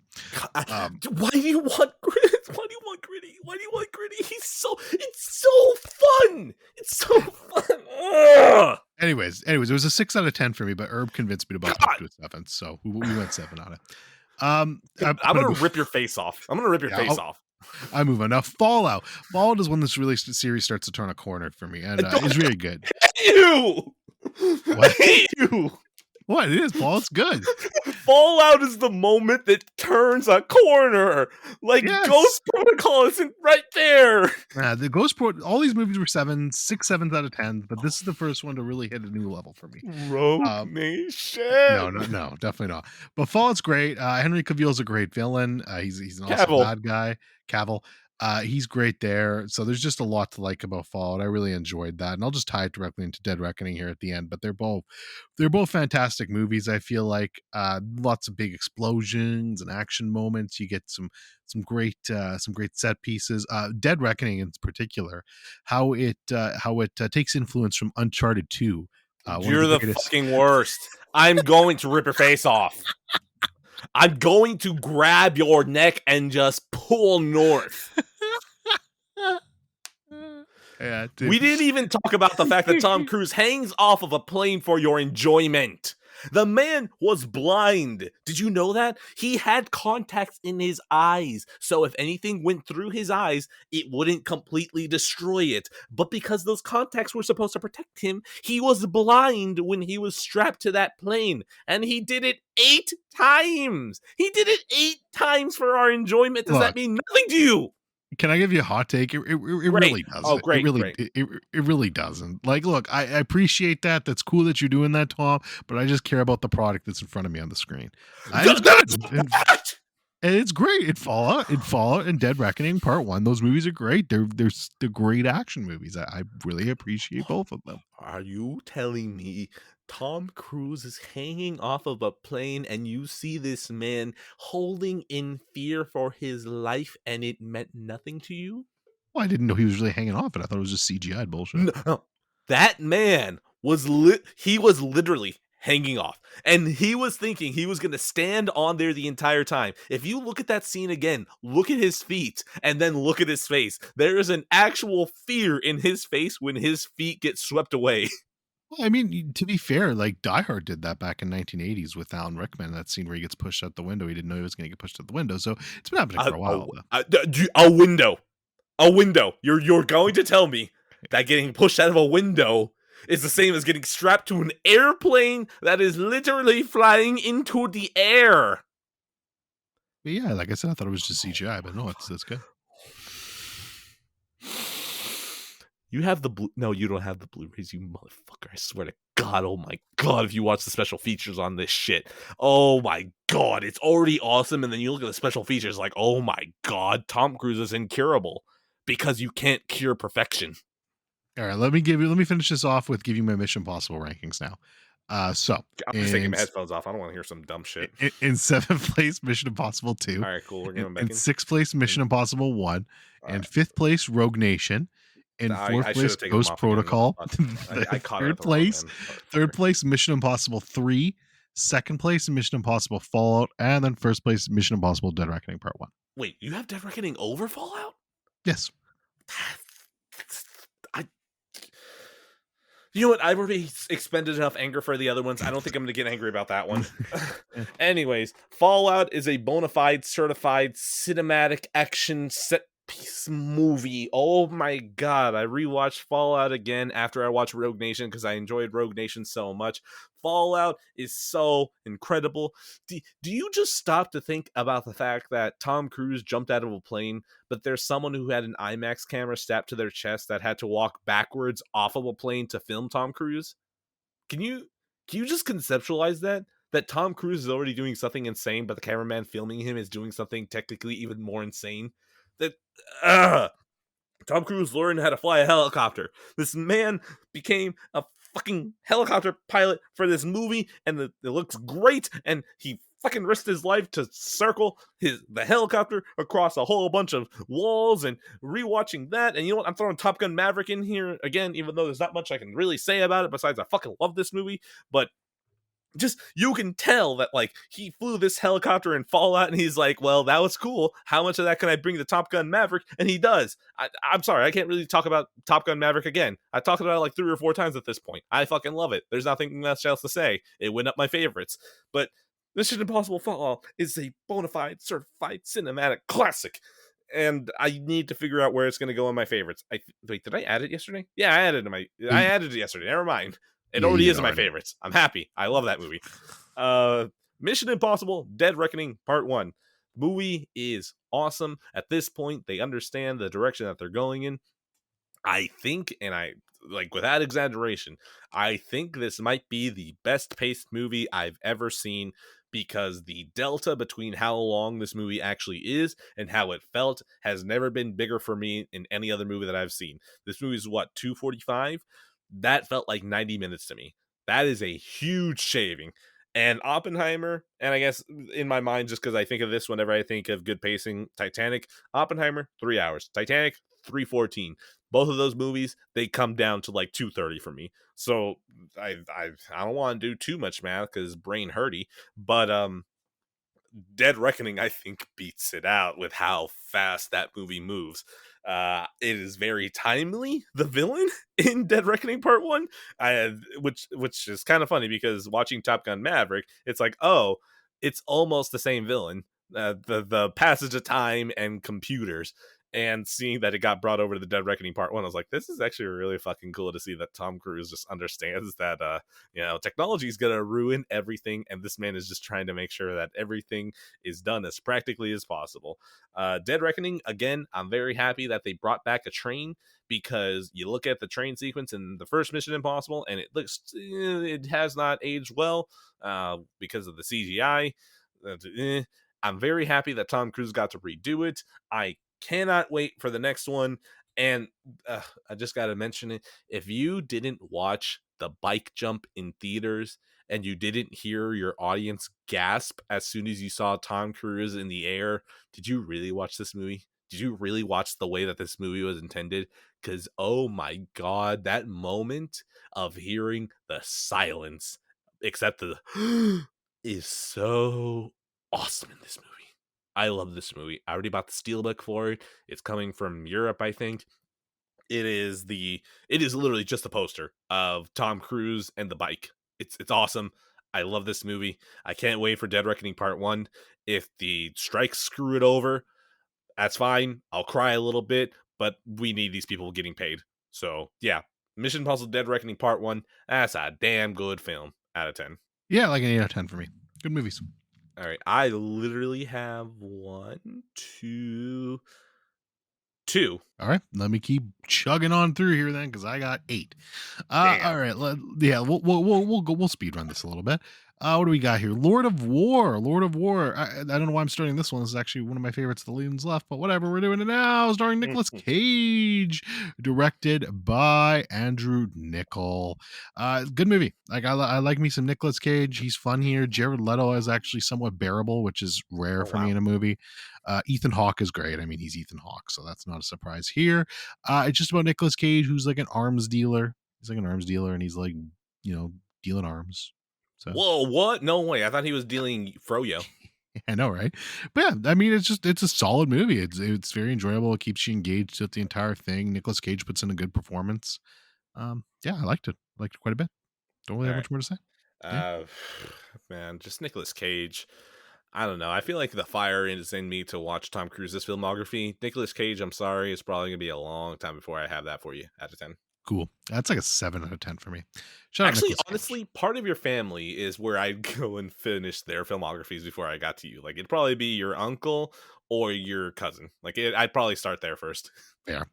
Next up is Close. This is directed by Lucas Dont in 2022, starring a couple of 13-year-old kids who have like a very close relationship. And then one of them starts getting bullied about it and shit goes down, which I will not talk about because spoilers. Honestly, like, so this movie's very highly rated. Um, I think it got nominated for an Oscar. I believe it did last year. Um, it's fine, but the more I step away from it, the more I kind of don't really like it. It's kind of gone down since I've watched it. I don't know, man. Like, I think it's okay.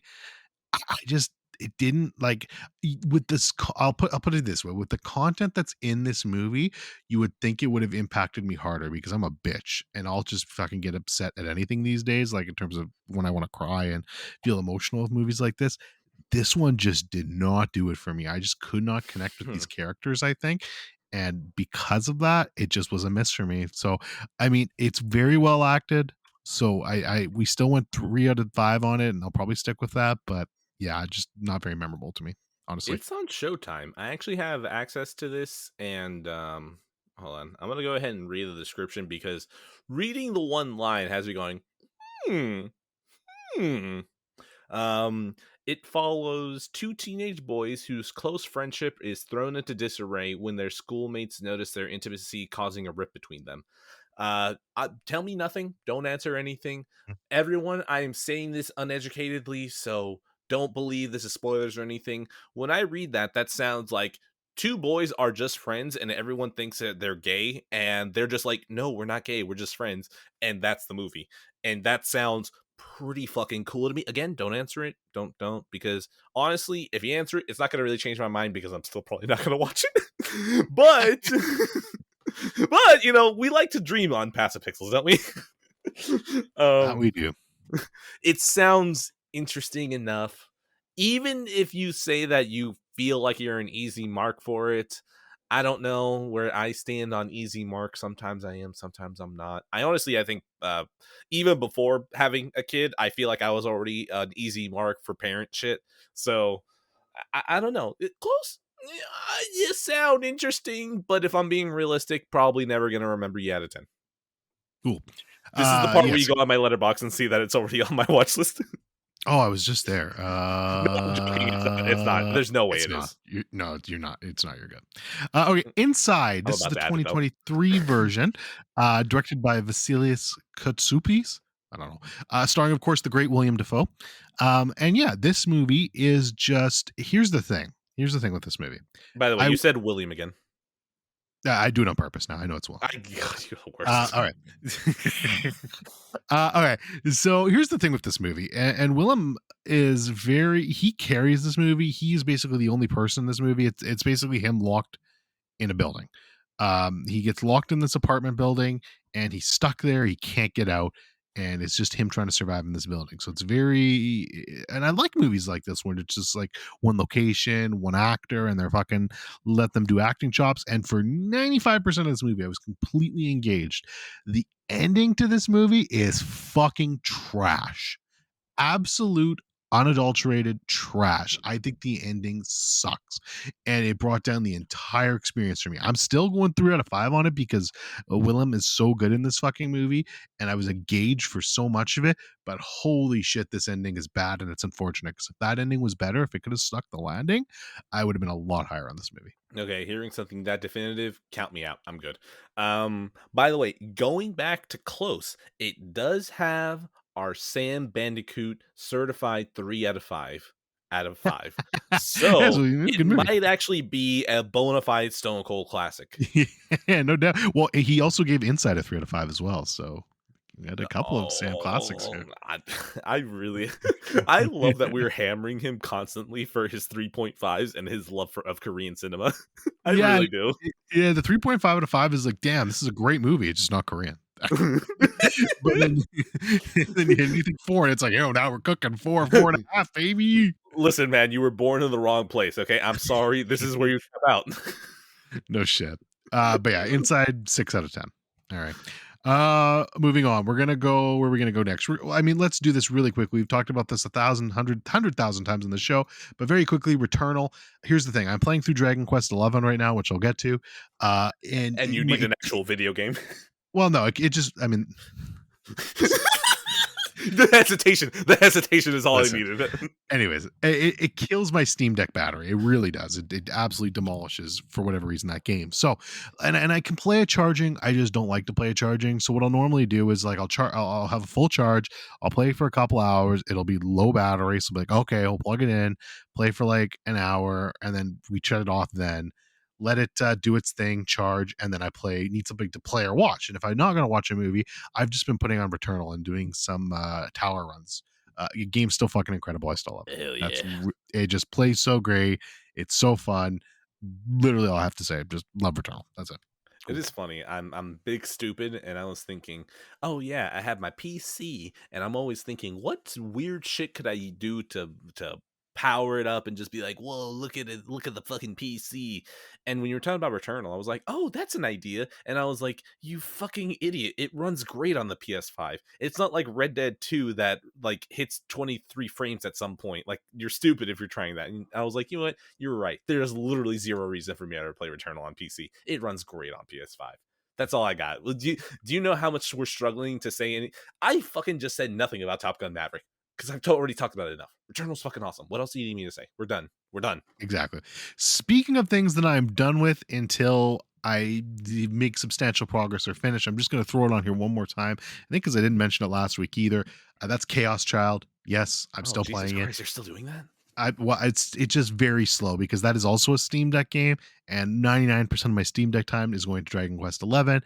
I basically been throwing it on. Like, here's the thing with Chaos Child: it's just easy to kind of throw it on for like an hour if I have like an hour.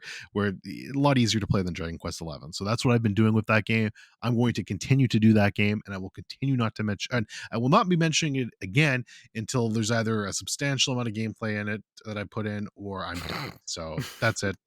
Chaos That was Child. I'm still that was playing it. That was cute. You said that a visual novel was gonna have substantial gameplay at some point. Damn right, baby. What's All right, what's next? and we're gonna do. I've got three, so we're almost caught up. We'll talk about Dragon Quest 11. And here's the thing: I'm 25 hours into the game now. I just finished Act One, so we've still got two more acts to go. You no. I was about to say you couldn't pay me. No, you'd have to pay me. You'd have to pay me. But yeah, no, it's a very beefy game. It definitely took me a little bit longer because I'm grinding constantly. Because here's the thing with this game, it's Jesus actually like Christ. there's no difficulty modes, right? So your difficulty mode, if you want it to be easy, is literally just you grinding. So that's what I've been doing. Oh I've been my grinding lots. god. Here's the thing. I make it sound negative. I actually really like the combat in the game. Why? The combat in this game is way better to me than Trails ever was. Like I'm actually into this Low combat bar. system.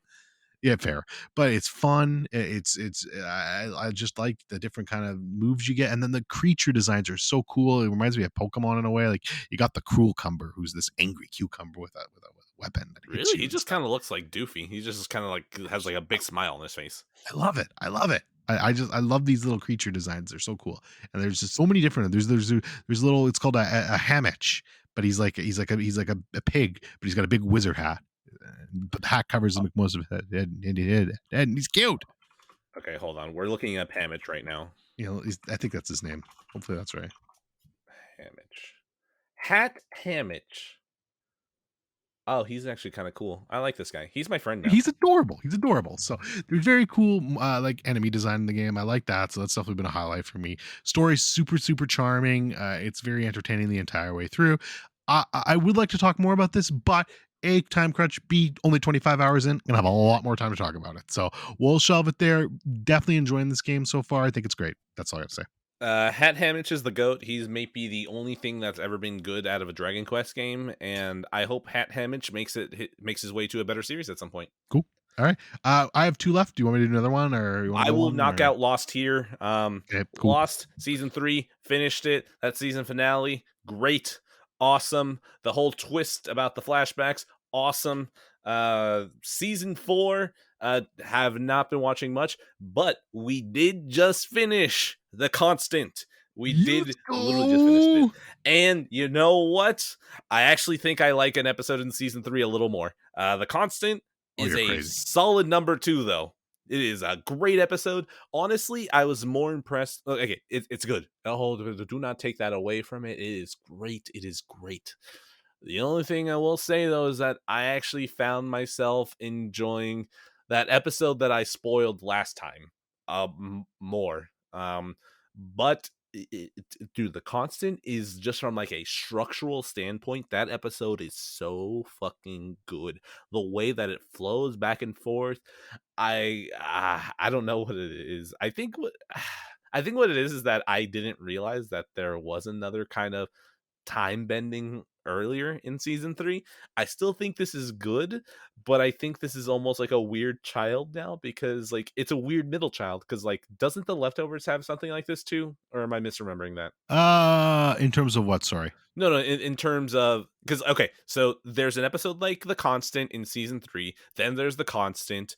I don't remember if the leftovers has something similar to it, but then Damon Lindelof also ripped off the Constant for Watchmen, and I think the Watchmen episode is probably Right. the best version of the Constant. And I'm trying to remember if the leftovers had an episode like the Constant.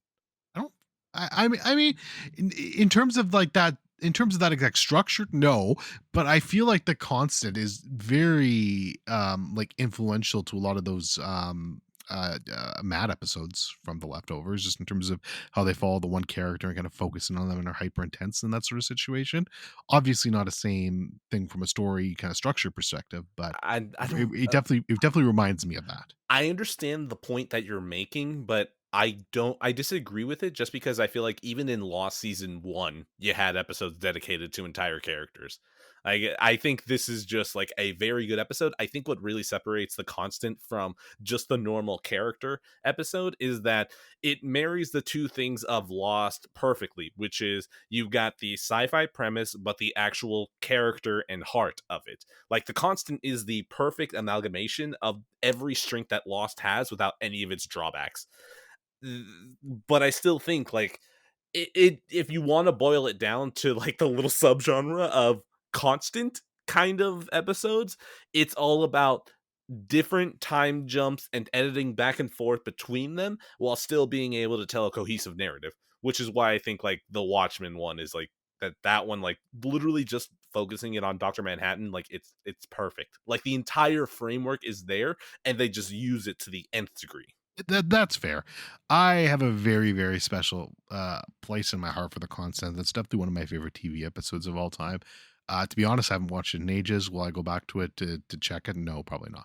Uh, you will watch Lost at some point. I feel like with me talking about it so much, it's itching at you. And even though you're not in a TV mood, I know at some point you're going to swing back. Well, I mean, to be fair, I just got my 4K steelbook for The Last of Us, so that'll be next. Does that really count though? Like that it fall. No, never mind. I was about to say that that falls into the simp category, but also that does help my argument because Damon Lindelof is in the simp category. True. I do like me some Lindelof. You're not So wrong yeah, no, there. you're gonna watch Lost again at some point. It could very well happen. uh but yeah, the constant still just such a great episode, so good, but Ready? mm, yeah. All right, so yeah, no, we're good. We're good. I talked about Lost. We're just gonna keep going. I don't even want to think of a score. Just the constant is awesome. That's it. Yes, good show. All right, my second to last thing. We will finish. Well, second to last. Sorry, not finished, but Master Detective Archives Raincode. I finally finished this. I really like it, man. I just like Kodaka. I really enjoy the way Kodaka writes. This felt like a more and it's been growing on me since I finished it. This just felt like a slightly more. I don't want to say mature because it's still Kodaka, but it definitely doesn't feel quite as ridiculous and as horny as Danganronpa did at times, which I appreciate. Even though there is definitely some of that in this, it's not as bad. The story they were trying to tell was definitely more mature. I feel like there's a lot of really cool stuff to it, and then you get that trademark, just absolute batshit Kodaka finale that I really appreciate. That Quick question. reminded Quick me, question. yes, Just because you keep yes, saying the word mature, does this not take place in a high school? no, Okay, cool. There we go. That's why. yeah, yeah, that's a big part of it for sure. There's one chapter that technically they go to a high school to like Of course they investigate would. shit, but no, the game is actually takes place in like a city, and they're like part of this master detective agency, and they're all over the age of 18. So, Was that a which is localization change, or are they actually? no, they are. It's rare for Japan. It's rare for Japan. I know I this just, doesn't happen often. I just want to be an Um, asshole, man.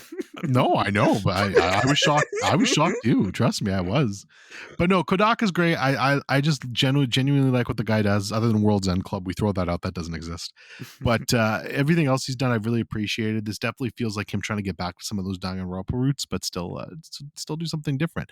I really enjoy like the best characters are the aptly named Yuka Cocohead, of course, What the and fuck? the names in this game are. Hold on. Let Oh me god. give me two Okay. seconds. Okay. All right. Yuka Cocoa Head. What the fuck is that? Okay. I got to tell you some of these fucking characters' names because they're amazing.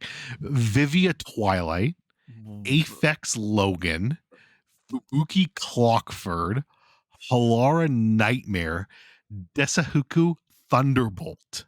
Like these Okay. Okay. fucking names. Okay. Okay. Okay. Okay. Okay. Follow me on this road here. Follow me on this road here. Sure. We have Downton Abbey, right? We have Downton Yeah. Abbey.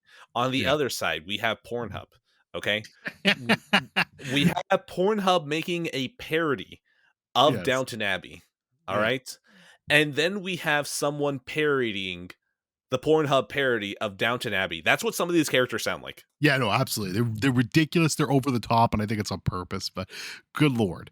But yeah, Yuka Koko Head, great character. Jesus Christ. And then Shinigami, who's like the little demon thing, is actually like, and a lot of people disagreed with this. I mean, I've been trying to avoid it because the Danganronpa fandom. I know all fandoms are kind of cancer. Danganronpa fans are literally weird pedophiles. Like it's awful. So no, I can't even.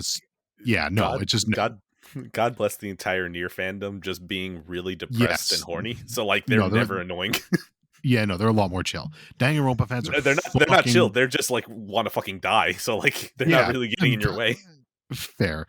Which, by the way, my one of my favorite characters in this game is Vivia Twilight, and literally his like catchphrase is like, "I can't wait to die." So you can wonder why I really just emphasize with Oh, that you were just character. like, yeah, that's my favorite Oh, character now.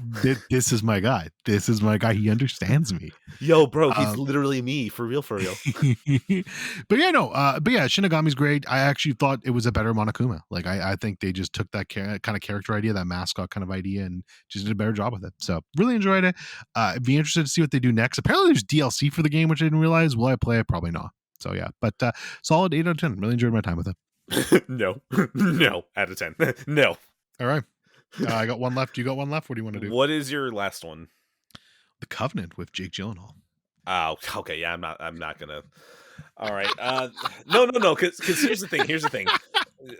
Do I do Final Fantasy 16? Do I do that first and then give you less time for your Jakey simping, or do you want to Jakey simp out of the way and then give the rest of Final Fantasy 16? I don't know. Oh God, yeah. I'll do mine first. Okay. Normally, I would want to close the show with me jacking off over Jake Gyllenhaal, but I will make an exception for Final Fantasy 16. The Covenant. He's directed by Guy Ritchie, starring Jake Gyllenhaal. Yeah, man. Richie. Huh.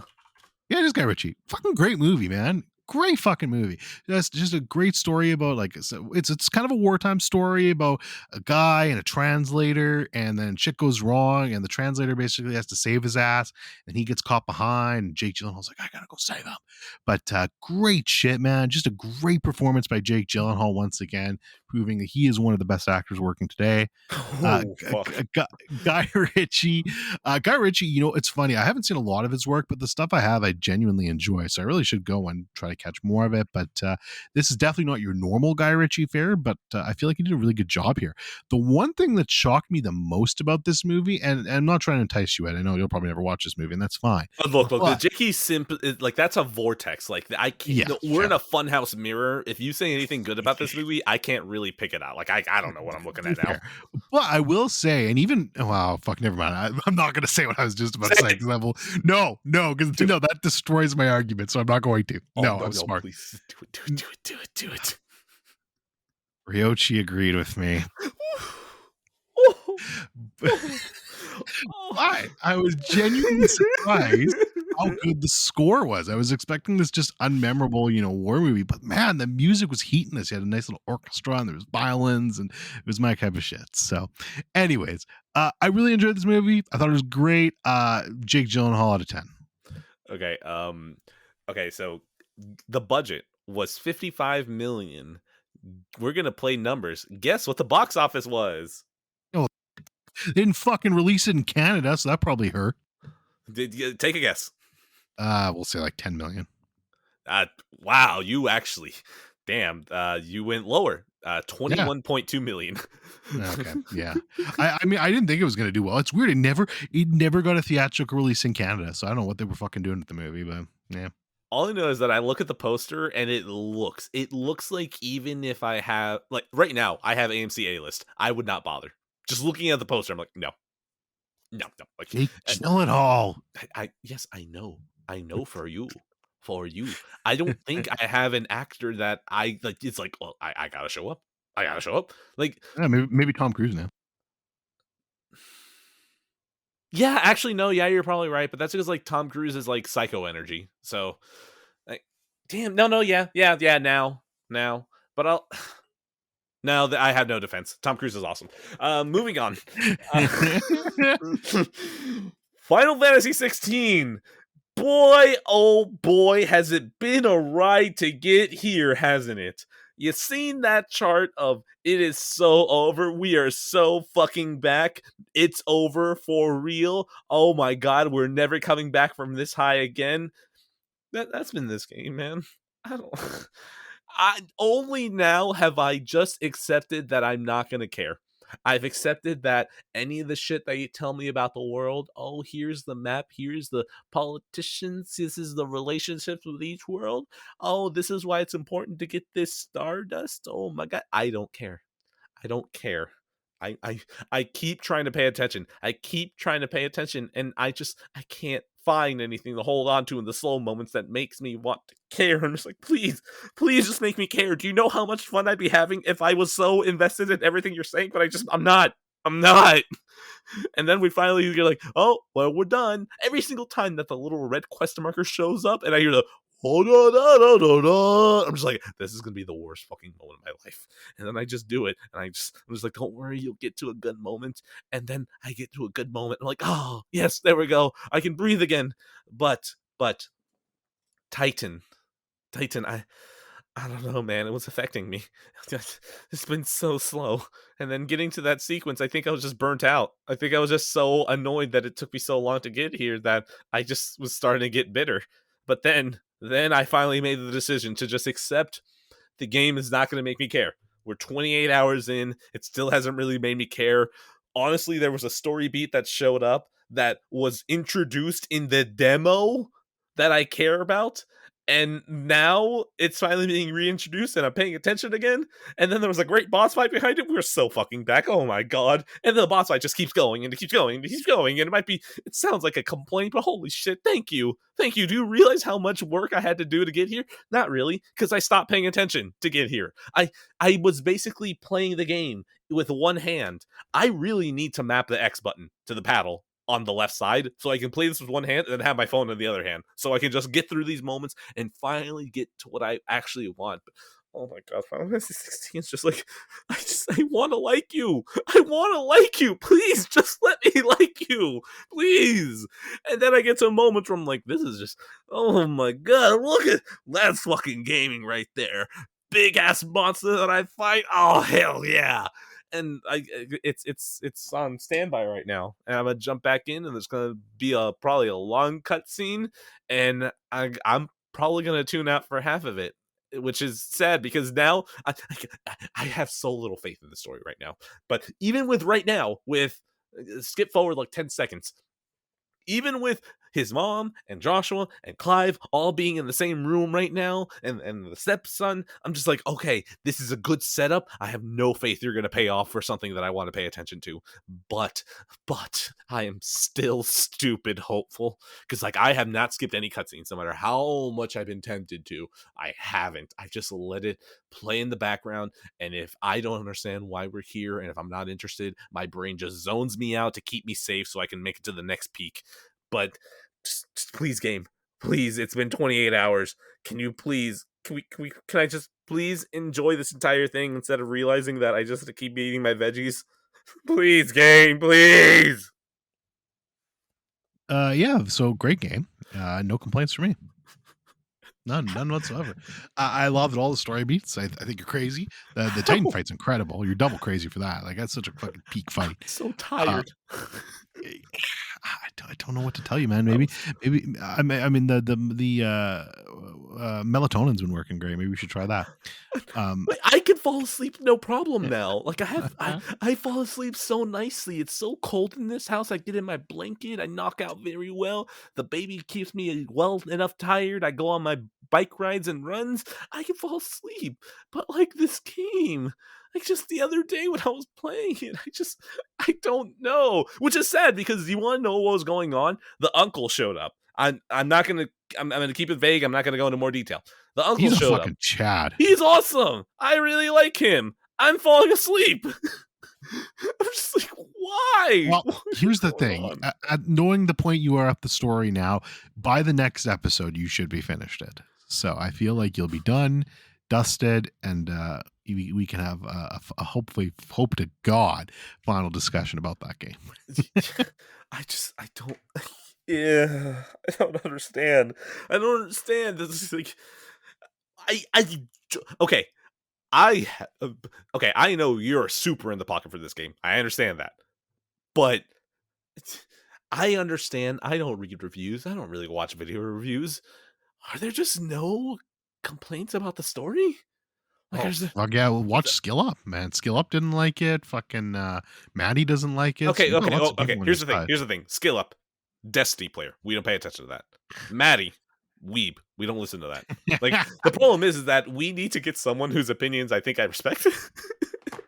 How about Okay, Ben? that's really mean. That's really mean. Actually, actually, Because no. Ben, because Ben loves this game, so you're fucked there if you respect Ben's opinions. Um, I do respect Ben's opinions, but that's the thing. I haven't heard him discuss, and this is yeah, not to be mean. I would have loved to hear him on a fucking spoiler cast talking about the Yeah, no kidding. game. And Ben is not critical, but Ben do be enjoying a lot of things. And the thing is that I need someone who has a little bit of a hater energy in them to for me to really vibe. Well, I mean, you could just listen to the spoiler cast then, because I think they all basically fucking hated on it. So Wait, what? Really? I could have sworn that the vibe was that they it was like it, but very, they're just like it really was misunderstanding.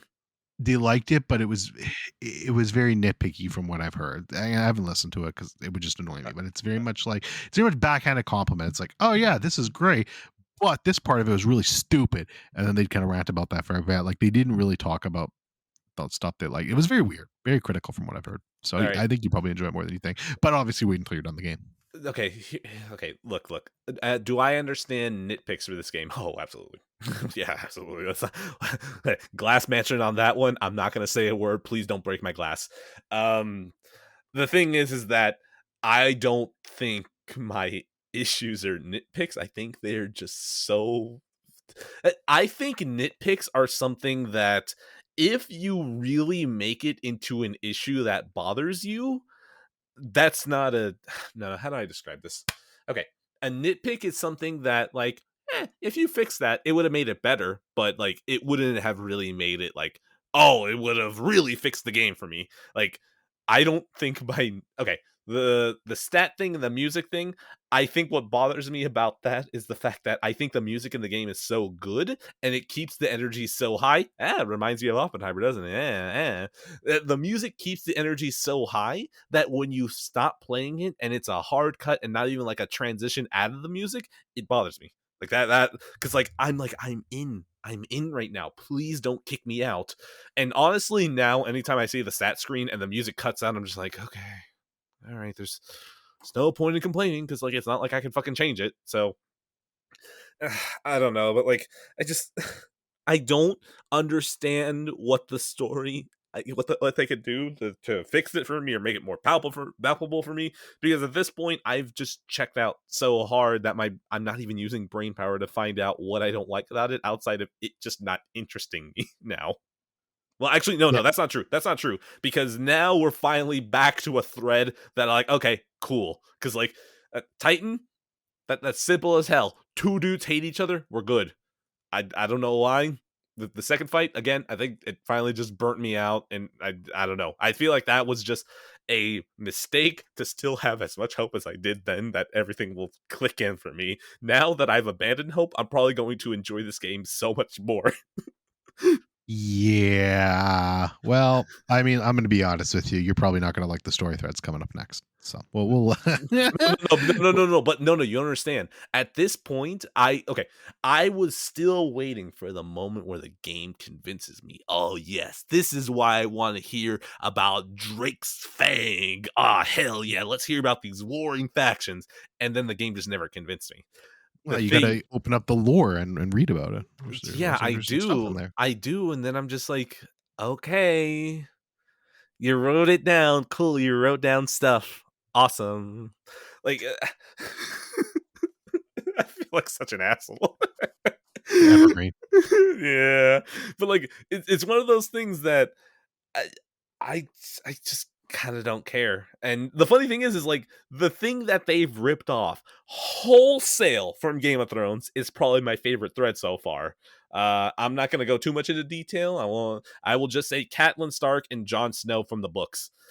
That shit, it's just wholesale ripped off, and I've been enjoying that. And it took 26 hours to get back to. I'm telling you right now that back then I'm caring. Just please make me care, and it was detrimental on me. Now, okay, cool. I care. Show me what I want to do. Oh my god, it's less than a minute. Show me stuff that I like, right? And if I don't like it, cool. I'm just gonna zone out and not even hold it against you at this point. Okay, that's it. That's my last word. Cool. 10 out of 10 game. Goodbye. Sure. Okay. All right. Fine. All right. We're good. End card.